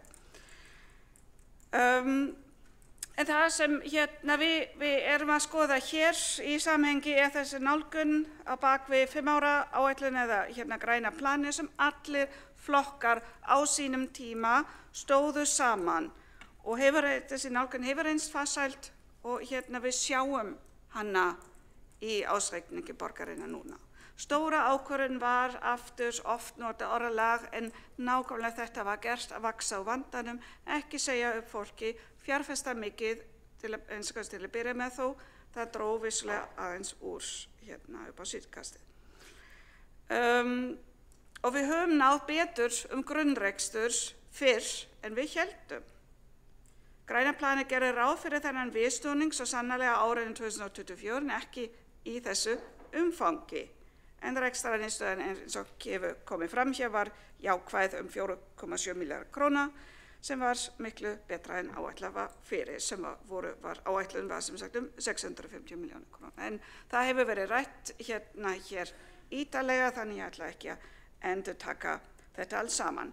Ætla samt aftur að benda eins og fleiri hér að það skiptir máli að þetta samtal við ríkið tekjustofna sveitarfélaganna til að fjármagna þær skyldur sem skuldbindingar sem löggjafinn leggur á okkur og þetta risaskóra skref í rétta átt var einmitt tekið í lok 2023 og já, við erum bara stolt af því að það var núverandi borgarstjórinn Heiða Björk Hilmisdóttir sem skrifaði þarna undir sem formaður Sambands Íslenskra sveitarfélaga þá undir þetta samkomulag að leiðrétta hallann og þessar byrði sem voru lagð á sveitarfélögin í málefnum fatlaðs fólks. Þetta var leiðrétting, aftur orð sem mikið í tísku núna, en þetta var svo sannarlega leiðrétting og samkomulag fól í sér að útsvarsprósenta hækkaði vissulega 0,23% en með samsvarandi lækkun tekjuskattsprósentu ríkisins.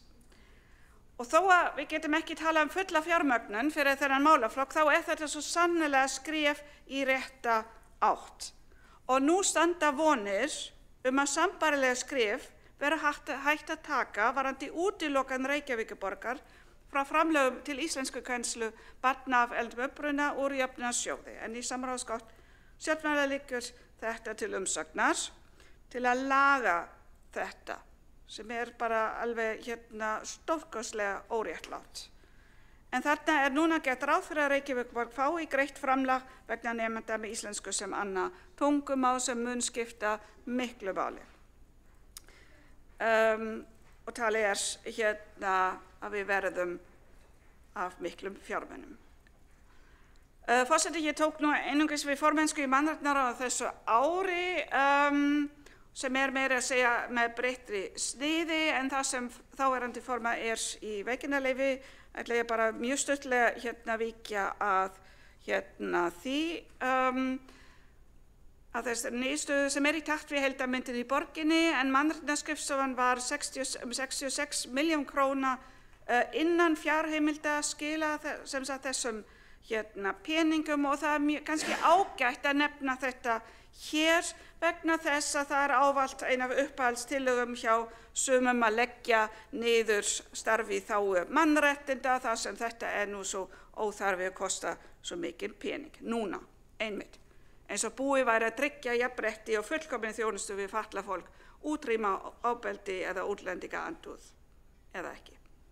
Bara eitt sem ég myndi kannski vilja benda á, það liður þarna sem heitir þjónusta við innflytjendur, það þurfti kannski endurorða þetta á einhverjum tímapunkti vegna þess að þetta tæknilega sé fyrst og fremst umsýslu við alþjóðleg verkefni sem við erum með þarna. Eini liðurinn sem þarna fer yfir áætlun 6 milljóna eru íbúaráðin sem reyndar eru núna í dvala. Forseti, ég ætla bara að gera stuttlega skil einu skjali sem hefur ekki verið nefnt en samsvarandi mikið í uppáhaldi hjá mér, og ég veit að starfsfólki okkur setur mikla vinnu í þetta, og það greinargerðin innleiðingu kynjafjárhags og starfsáætlunar. Þetta heilmikið vinna sem þarna fer fram og ábyrgð sem mannréttindaráðs að fylgja eftir og móta stefnu í þessari innleiðingu. Þetta ekki aukaverkefni eða gæluverkefni sem mætti sleppa, heldur mjög sterka stoð í lögum jafnastöðu kynjanna, stjórnsýslu, jafnréttismála, mannréttindastefnu og Evrópusáttmála jafnastöðu kvenna karla í sveitarfélögum. Og ég vona að ég þarf ekki aftur eða þarf ég að standa á kvennaárinu miklu 2025 að verja áherslu okkar sem við leggjum á þessa vinnu. Öll fagsvið, og þetta skiptir svolítið máli, hafa verið greind núna og breytingar eru gerðar á reglum gerð fjárhagsáætlun og úthlutun styrkja til að stuðla að meiri jafnrétti. Við greinum sem sagt þjónustuþættir og jafnréttisskynjun ný verkefni, og stöðugt endurmat á þessu innleiðingarferli síðan 2011 hefur skilað okkur miklu og taka öll sviðin þátt í þessu starfi. Þó að með misjöfnum hætti, þannig að það má alltaf bæta í. Ég ætla bara stuttlega að gefa dæmi af hverju þetta skiptir máli og hjálpar okkur og getur jafnvel spara peningar, en sérstaklega gefa okkur þetta tækifæri til að bæta þjónustu. Þarna skoða hvort það halli á eitt kyn eða aðra hópa sem mannréttindastefnan tekur til. Til dæmis var skoðað á síðasta árið viðburður fyrir grunnskólabörn í haustfrí, og þarna eru niðurstöður til dæmis að á Borgarbókasafni ákveðin kynjahlutfall í yngri aldurshópum þetta tiltölulega jafnt, en svo breikka þetta í aldurshópum 10 til 12 ára. Og þetta, núna erum við í einhverju málaflokki sem við erum einmitt að skoða mjög oft. Þannig að við getum bregðast við.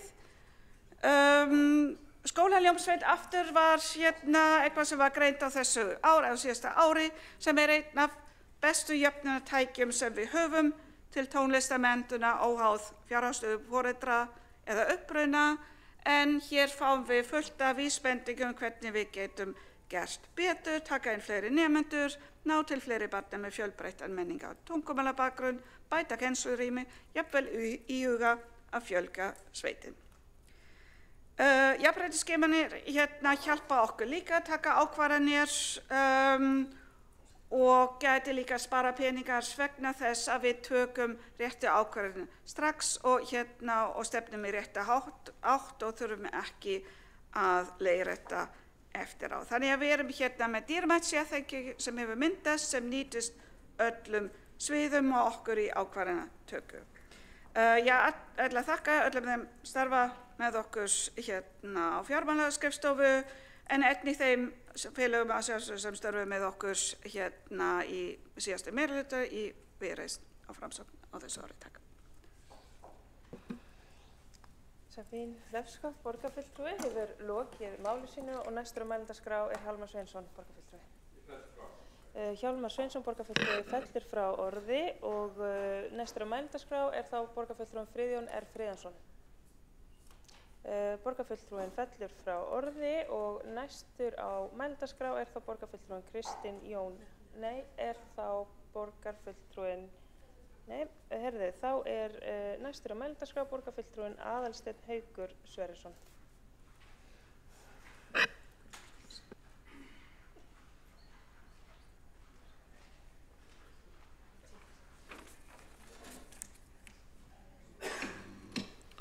Forseti, góðir borgarfulltrúar og kæru Reykvíkingar.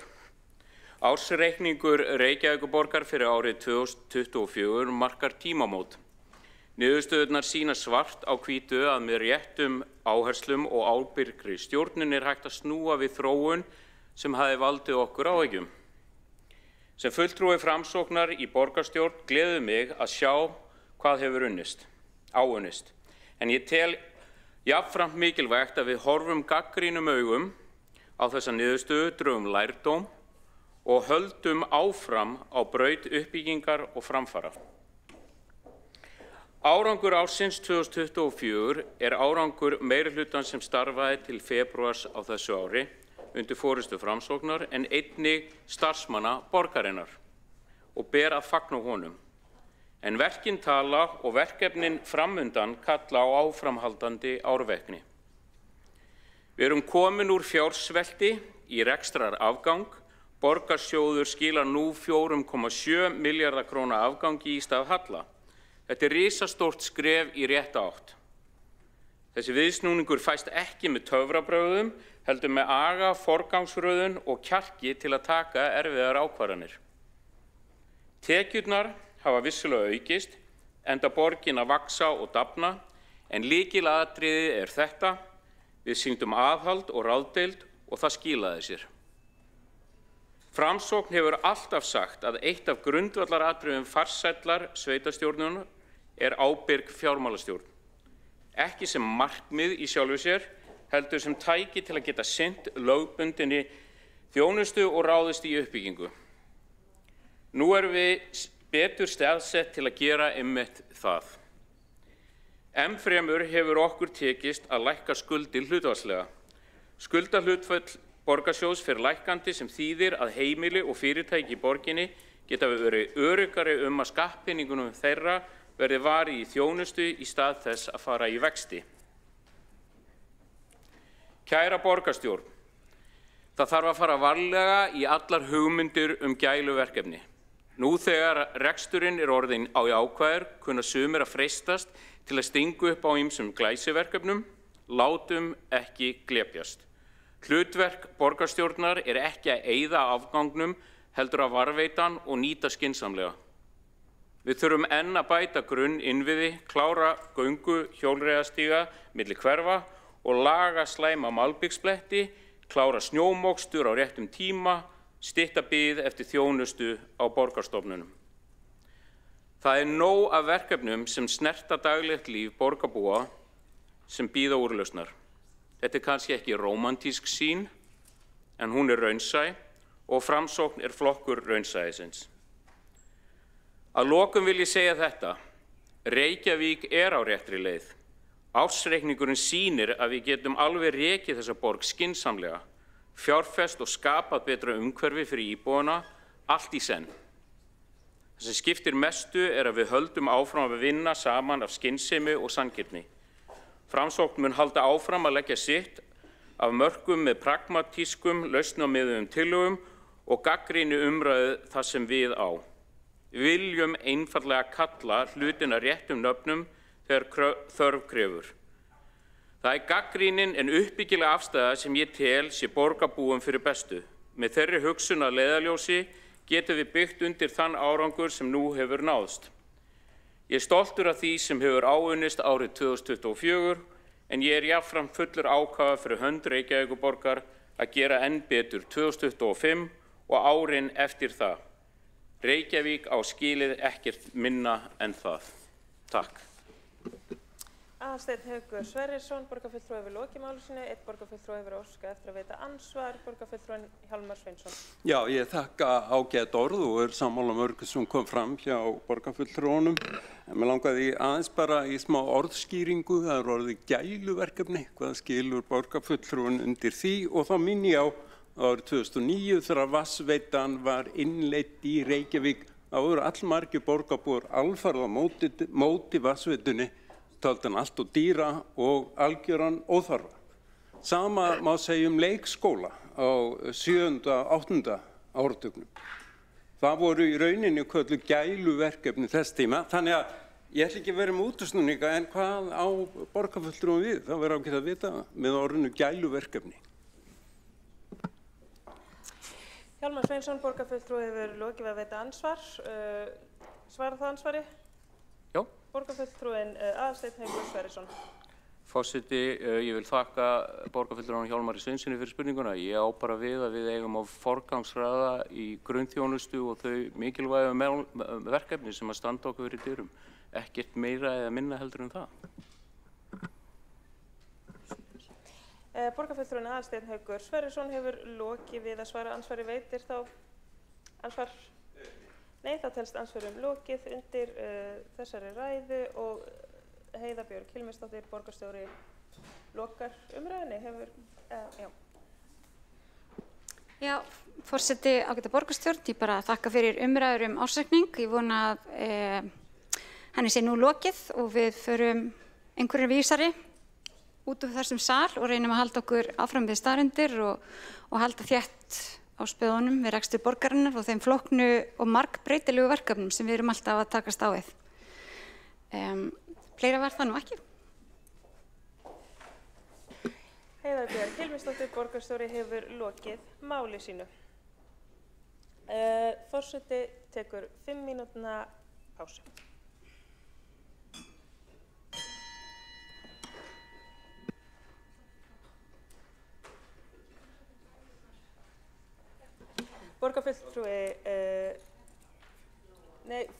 Forseti ruglaðist í rýminu og fundur er aftur settur eftir þessa örstuttu fundarpásu 14:33. Forseti hyggst klára afgreiðslu þessa liðar áður en þá er lagt til að ársreikningur Reykjavíkurborgar fyrir árið 2024 verði samþykktur og ég vek athygli á því að borgarfulltrúar þurfa síðan að skrifa undir og staðfesta.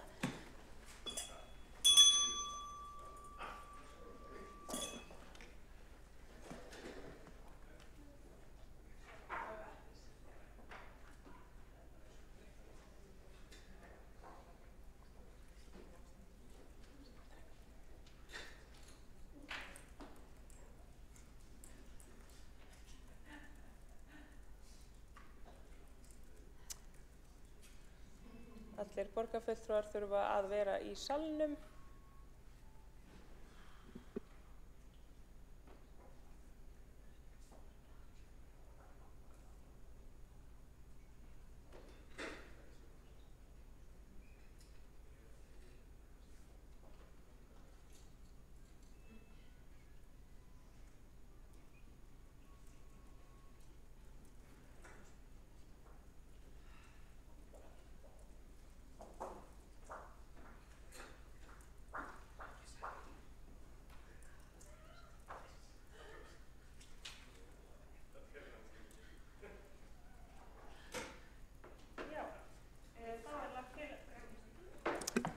til að ársreikningur Reykjavíkurborgar fyrir árið 2024 verði samþykktur. Þau sem að samþykkja hann vinsamlegast sýni það. Þá hann samþykktur samhljóða. Og nú þurfum við að staðfesta með undirritun. Forseti tekur 5 mínútna kaffipásu.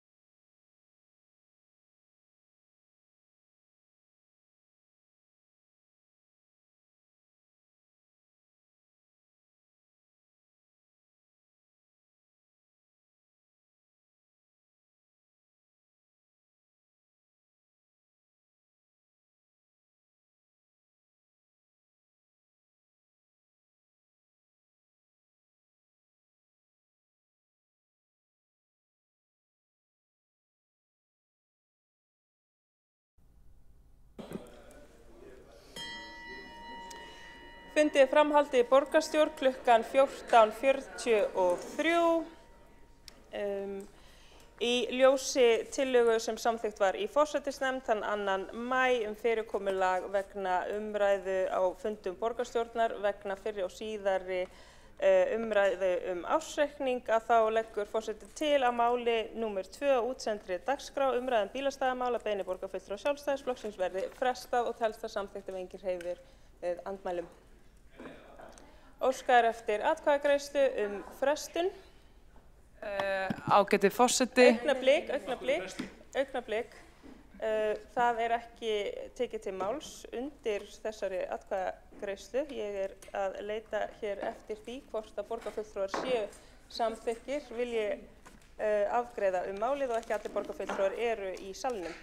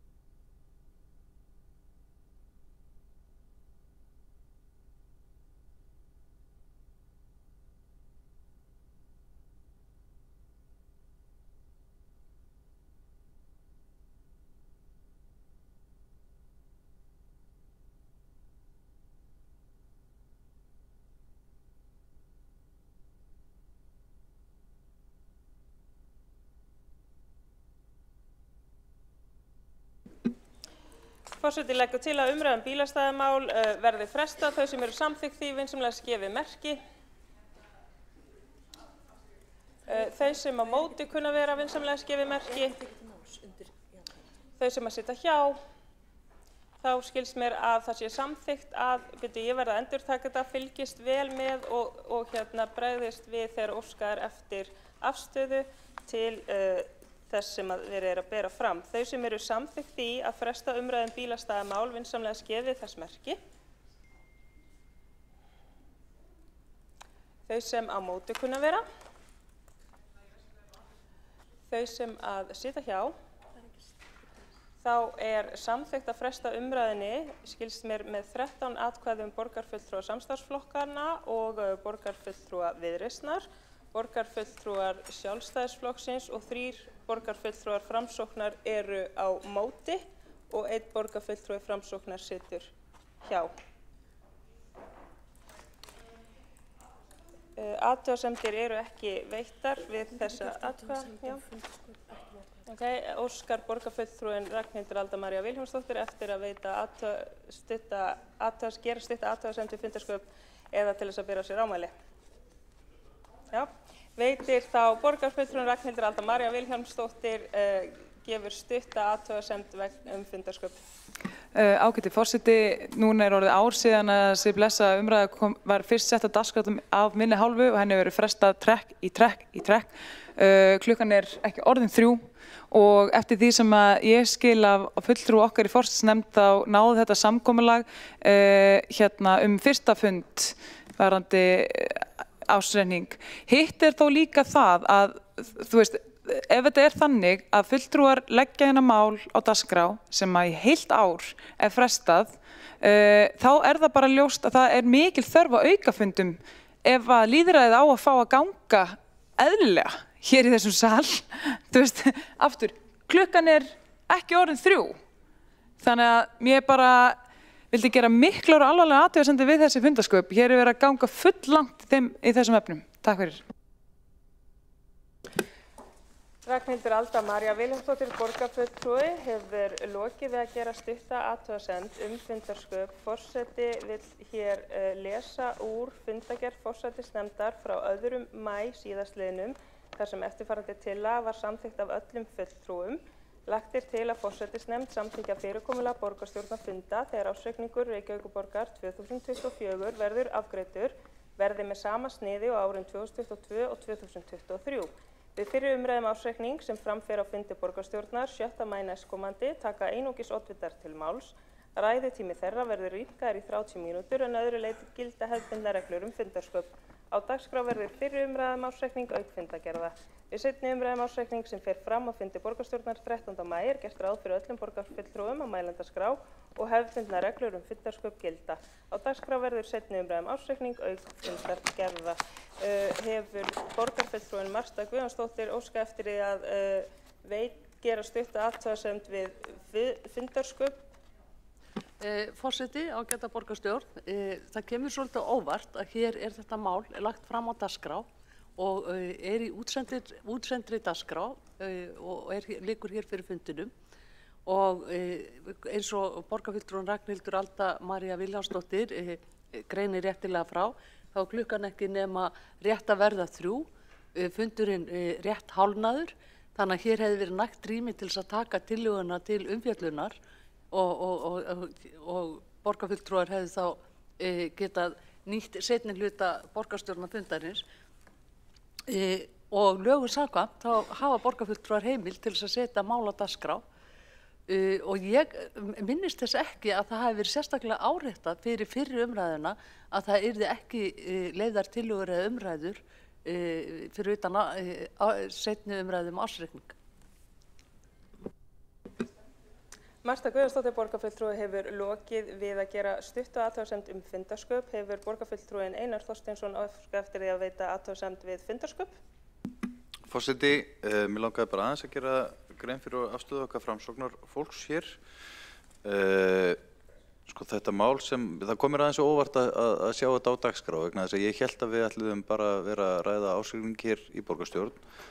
Málið hins vegar komið á dagskrá og eins og bent hefur verið á þá klukkan ekki nema rétt tæplega 3. Þannig að mér þætti ekki mikið mál að taka þetta mál á dagskrá. Það hefur beðið lengi umræðu og alla jafna finnst mér samt mikilvægt að við höldum okkur við þau samkomulag dagskrá borgarstjórnar sem við gerum. En mér finnst það óþarfi í þessu tilviki og tilvalið að ræða þessi bílastæðamál hér fyrst að klukkan ekki meira og fullt svigrúm til. Einar Þorsteinsson, borgarfulltrúi, hefur lokið við að gera stutta athugasemd fundarsköp. Forseti ítrekar og minnir á það sem var samþykkt á fundi forsætisnefndar sem var þær upplýsingar sem allir flokkar eru meðvitaðir Hefur borgarfulltrúin Sabine Lefskov óskað eftir að gera stutta athugasemd við fundarsköp? Já, forseti, ég ætla að vera fyrsti borgarfulltrúi hér sem kemur virkilega með athugasemd fundarsköp því að hér fer fram umræða frestun. Yfirleitt greitt atkvæði frestun án umræðu. Þannig að þannig að athugasemdin mín að fara hér ekki umræðu hvort þetta sé mikilvægt málefni eða ekki. Þetta ekki athugasemd fundarsköp.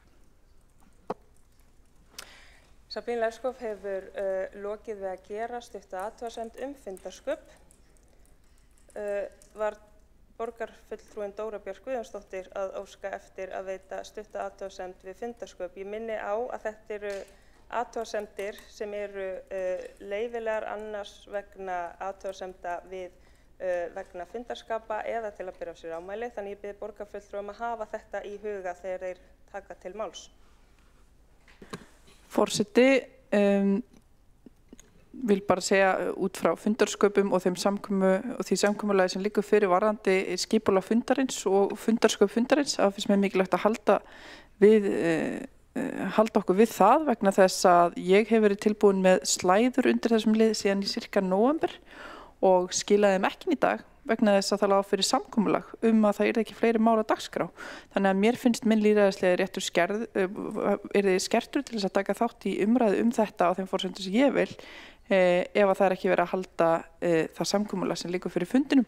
Vil líka benda á að það er ekki svo að þessu máli hafi verið frestað af öðrum en sjálfstæðisflokknum oft heldur hefur það verið sjálfstæðisflokkurinn sjálfur sem hefur frestað þessu nokkrum sinnum og verður þá að forgangsraða sínum málum öðruvísi ef það er vilji til þess að þetta komist ofar á dagskrá.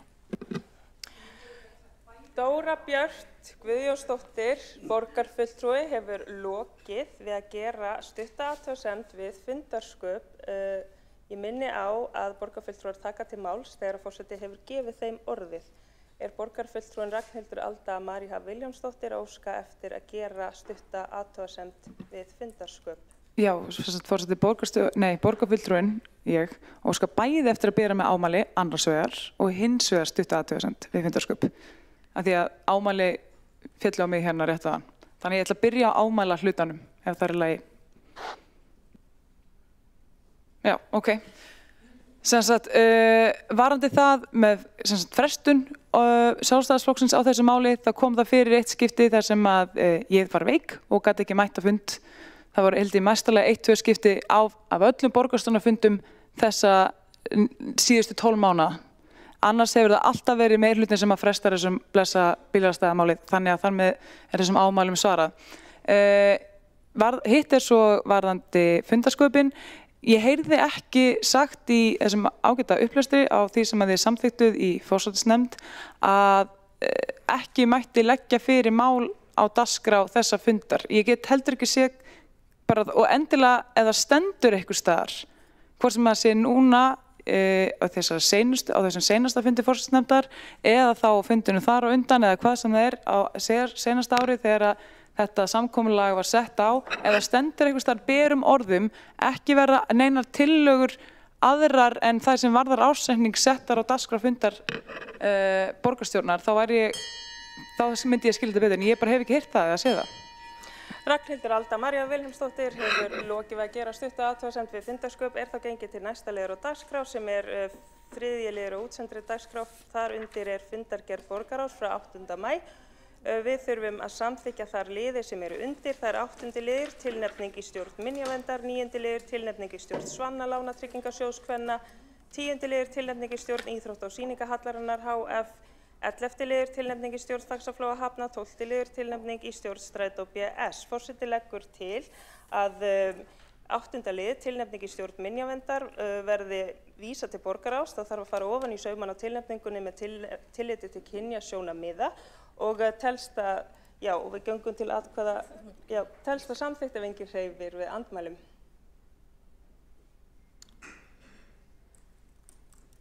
Mér sýnist allir borgarfulltrúar vera í salnum.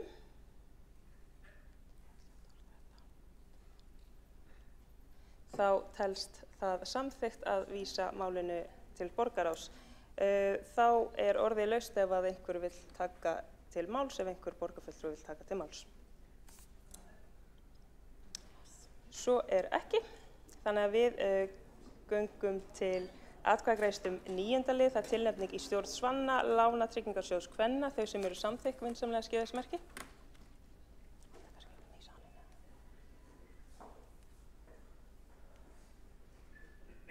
Forseti ætlar að endurtaka þetta og sjá að allir borgarfulltrúar séu í salnum. Þau sem eru samþykkt 9. lið, tilnefning í stjórn Svanna vinsamlega skíðasmerki. Þetta er samþykkt með atkvæðum 22 borgarfulltrúa. Borgarfulltrúi Viðreisnar situr hjá við afgreiðslu málsins. Þá er það afsakið, þá er það samþykkt með öllum greiddum atkvæðum 23 borgarfulltrúa. Þá er það 10. liður, tilnefning í stjórn íþrótta- og sýningahallarinnar, þau sem eru samþykkt vinsamlega skíðasmerki.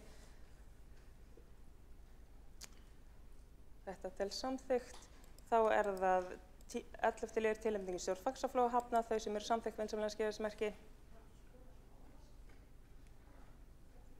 Þá þetta samþykkt og þá það 12. liður tilnefning í stjórn Strætó þau sem eru samþykkt vinsamlegast gefið þess merki.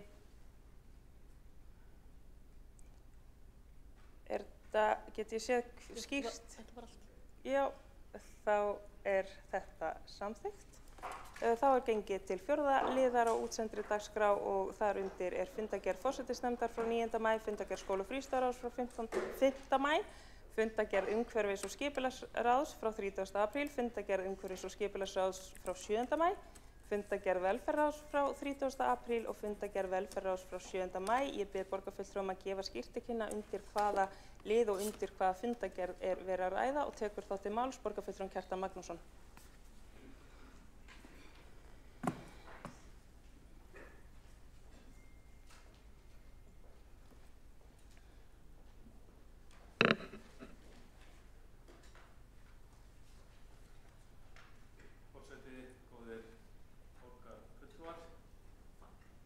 Ég kveð mér hljóðs undir 15. og 18. lið fundargerðar umhverfis- og skipulagsráðs frá 30. apríl. Þar fjallað svokallað skólaþorp í Laugardal, breytta landnotkun vegna þess og skilgreining á reit fyrir samfélagsþjónustu við Reykjavík. Það má margt segja þetta mál. Það og hafa fjallað þessu fundi og við lögum frá bókun sjálfstæðismenn. Það allir sammála að það þarf að ráðast í viðgerðir og endurbætur á grunnskólunum í Laugardal, Langholtsskóla, Laugalækjarskóla og Laugarnesskóla. Og þar var gert ákveðið samkomulag við foreldra held ég árið 2022 sem borgin hefur, eða meirihluti borgarstjórnar hefur nú horfið frá við mikla óánægju foreldra og nemenda í Laugardal. Við teljum að vel ætti að vera unnt að ráðast í þær framkvæmdir í umræddum skólum án svo mikillar röskunar á skólastarfi að stofna heilt skólaþorp í viðbót og það eru mörg dæmi að það hafi heilu skólarnir verið teknir í borginni og byggðar viðbyggingar og skólastarfi haldið uppi á sama tíma í viðkomandi skólum. Það löng reynsla fyrir því, þá auðvitað reynt að leggja áherslu á að hávaðasömustu framkvæmdirnar fari fram á sumrin og faralega skólastofur hafa til dæmis notað þessu skyni með nokkrum góðum árangri. Og þessi kostur að byggja við skólana var talin vera vel raunhæfur árið 2022 þegar samkomulag náðist á milli borgarinnar og foreldrafélaga skólana lausn á húsnæðisvanda með svonefndri sviðsmynd 1. En nú hefur það samkomulag verið rofið og meirihluti borgarstjórnar hyggst fara aðra leið sem mætti hefur andstöðu meðal foreldra og annar íbúa í Laugardal. Þá ljóst að enn frekari fækkun bílastæði við Laugardalshöll getur leitt til þess að vallargestir og hallargestir leggi bifreiðin sínum í ríkari mæli en þegar í rauninni í nálægu íbúðahverfi. Og þá bentum við einnig á að það var ekki ljóst hvernig aðgengi fatlaðra og hreyfihamlaðra að Laugardalsvelli væri tryggt miðað við fyrirliggjandi tillögu. Á sama fundi umhverfis- og skipulagsráðs 30. apríl þá fór fram kynning á viðhaldi og viðgerðum gangstétta og göngustíga í Reykjavík. Það óframtíðarástand í þessum málaflokki og við fulltrúar Sjálfstæðisflokksins hefur verið duglegir við að benda á það og flytja tillögur einstaka gangstéttir en það hefur lítið sem ekkert verið brugðist við þeim tillögum okkar þrátt fyrir augljósa þörf. En við sáum á fundinum alveg ástæðis að þakka sérstaklega fyrir kynningu á vinnu við ástandsmats gangstétta og gönguleið í borginni. Það ekki annað að sjá en að það sé vel unnið að því verkefni á skrifstofu framkvæmda og viðhalds en það ljóst að þetta viðhald hefur verið stórlega vanrækt í borginni mörg undanfarin ár og lítið fé til framkvæmda. Þarna var nú reyndar upplýst að það að gera við gangstéttir mun ódýrara heldur maður hafði ímyndað sér, voru nefndar ákveðnar tölur og þumabuktarreglur í því samhengi. En það verður að auka þetta viðhald verulega og ég vil beina því sérstaklega til borgarstjóra og borgarráðsmanna nú þegar að undirbúningur fjárhagsáætlunar 2026 stendur yfir.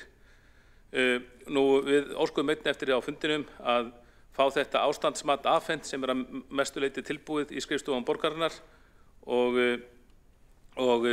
trúi ekki öðru en það verið orðið við þeirri ósk okkar því að við teljum að slíkt ástandsmat á mikilvægu gangstéttakerfi borgarinnar eigi ekki að vera neitt leyndarmál. Vil vekja athygli borgarstjóra því að við óskuðum eftir að fá þetta ástandsmat í hendur við borgarfulltrúa Sjálfstæðisflokksins og það hlýtur að vera orðið við því, ég trúi ekki öðru. Það er engin ástæða til að halda slíkum upplýsingum leyndum fyrir kjörnum fulltrúum. á fundi umhverfis- og skipulags á 7. maí. Þá fór fram kynning á breyttu leiðkerfi strætó á leið 4 og bættri pöntunum þjónustu á leiðum 25 og 29. Og við bentum við þá á fundinum að fyrirhuguð breyting á leið 4 Skúlagötu Mjódd mun hafi í för með sér verulega skerðingu á strætisvagnaþjónustu í Múlahverfi. Við breytinguna mun þessi strætisvagnaleið hætta að þjóna 10 biðstöðum í þessu fjölsótta hverfi og þarna eru margir fjölmenni vinnustaðir, vinsælar verslanir og fjölbrautaskólinn við Ármúla svo eitthvað sé nefnt. Við fjölluðum einnig á fundinum Arnarhlíð eða sem sagt byggingu við Hlíðarenda þar sem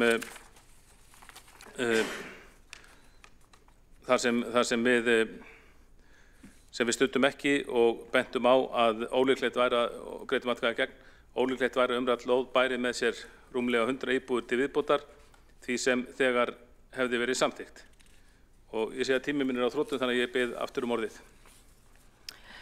Borgarfulltrúinn Kjartan Magnússon hefur lokið máli sínu og tekur næstu máls borgarfulltrúinn Kjartan Magnússon.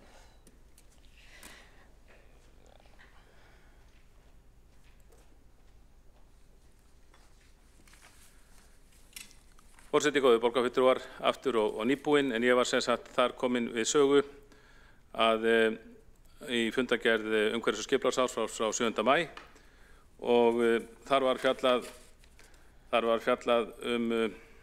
umsókn varðandi breytingu á deiliskipulagi við Hlíðarenda vegna lóðarinnar númer 3 við Arnarhlíð. Og ég held bara með leyfi forseta þá kynni ég bókun fulltrúa Sjálfstæðisflokksins í þessu máli. Hér eru mikilvægt skipulagsmál að ræða fyrir fjölmarga íbúa við Hlíðarenda. Bókunin hljóðar svo: ólíklegt er að umrædd lóð beri með góðu móti rúmlega 100 íbúðir til viðbótar því sem þegar hefur verið samþykkt. Er að ræða mikla aukningu á byggingarmagni íbúðarhúsnæðis frá núgildandi skipulagi sem núverandi íbúar hverfisins gátu ekki séð fyrir þegar þeir fjárfestu í íbúðum sínum.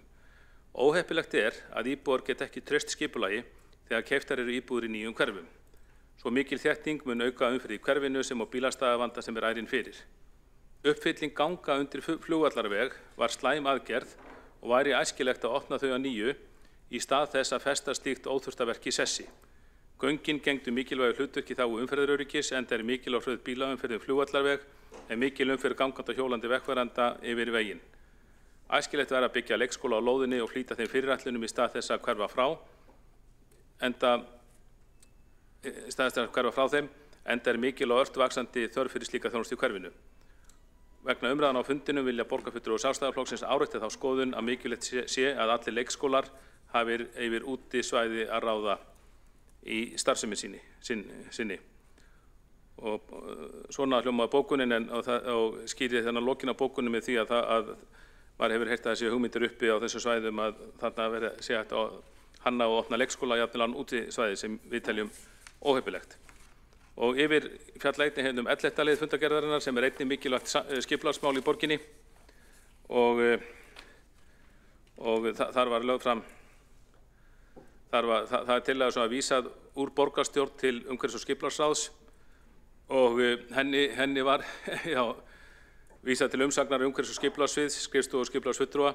Þetta mál hefur nú verið til skoðunar og umsagnar með einhverjum hætti í borgarkerfinu, Geldinganesi blessaða í svona rúmlega 40 ár, þannig að meirihlutanum fannst það ekki veita af því að vísa því enn einu sinni til umsagnar í sviðinu og við bókuðum að þessu tilefni við borgarfulltrúar Sjálfstæðisflokksins.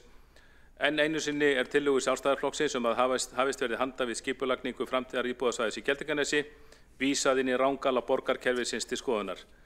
Borgarfulltrúar Sjálfstæðisflokksins hvetja til þess að í stað endalausrar skoðunar hefjist skipulagsvinna vegna íbúðarsvæðis þarna sem fyrst, enda fyrir vel á því að hún verði í góðum tengslum við skipulagsvinnu Sundabrautar. Ég vil upplýsa borgarstjórnum þetta er mikilvægt skipulagsmál og við borgarfulltrúar Sjálfstæðisflokksins hvetjum að sjálfsögðu til þess að það verði unnið í þessum málum fyrir alvöru en þau ekki svæfð. Kjartan Magnússon, borgarfulltrúi, hefur lokið máli sínu og þá eru ekki fleiri á mælendaskrá og ekki fleira sem liggur fyrir á þessum fundi. Vinsamlega sendið inn bókanir svo við getum slitið þá síðan þessum fundi. Ég ætla að fá að kveðja ykkur með orðum dagsins. Betra er gott hjarta en hvasst sverð. Og nú bara bíðum við eftir bókunum sem á eftir að senda inn.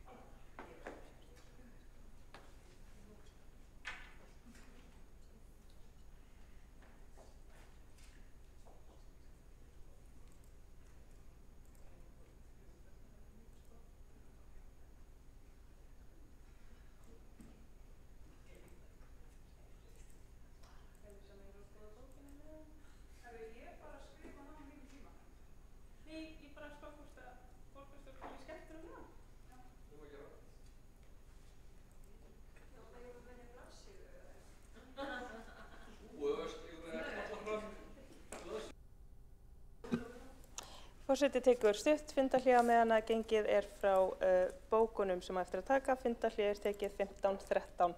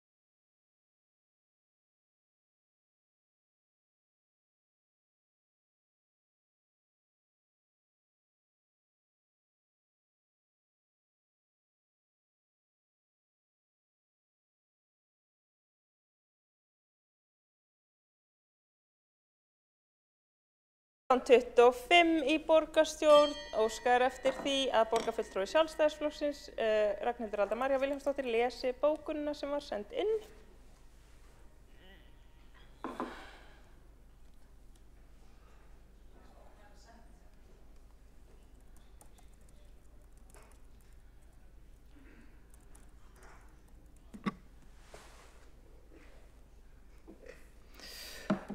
Borgarfulltrúar Sjálfstæðisflokksins óska bókað mótmæli vegna alvarlegrar misbeitingar meirihlutavaldsins af hálfu borgarstjórnar meirihlutans. Í heilt ár hefur meirihlutin frestað þessari umræðu bílastæðamál milli funda borgarstjórnar og borið fyrir sig mismálumlegar ástæður. Nú þegar nægur tími eftir að fundi borgarstjórnar þessari umræðu frestað enn einu sinni, en þá í nafni sérstaks samkomulags dagskrá þeirra borgarstjórnarfunda sem varðar ársendingar Reykjavíkurborgar. Hins vegar stendur hvergi í bókun það samkomulag að ekki verði önnur mál tekin á dagskrá borgarstjórnarfundar með seinni umræðu ársendings né að engin umræða verði þau mál. Það einungis tilgreint að fyrsta umræðan verði frábrugðin hefðbundnum borgarstjórnarfundum en að öðru leyti verði seinni umræðan hefðbundin. Það orðið veljós að hér grímlaust verið að ganga á rétt sveitarstjórnarmanna til að bera upp mál en það getur ekkert samkomulag gengið sveitarstjórnarlögum framar. Svo það sé sagt. Eftir að lesa fleiri bókunir.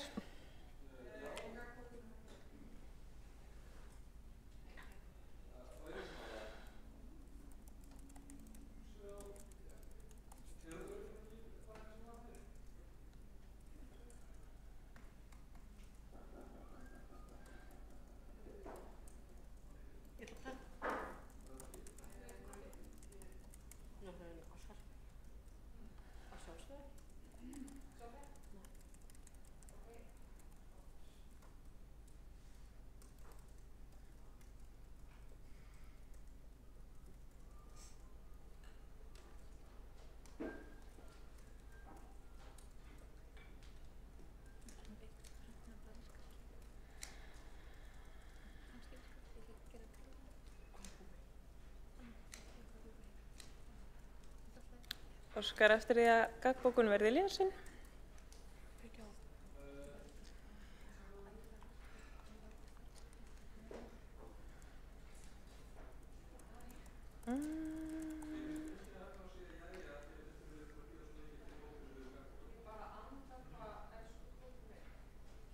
Lóa ber enga á brósi bókunum hérna.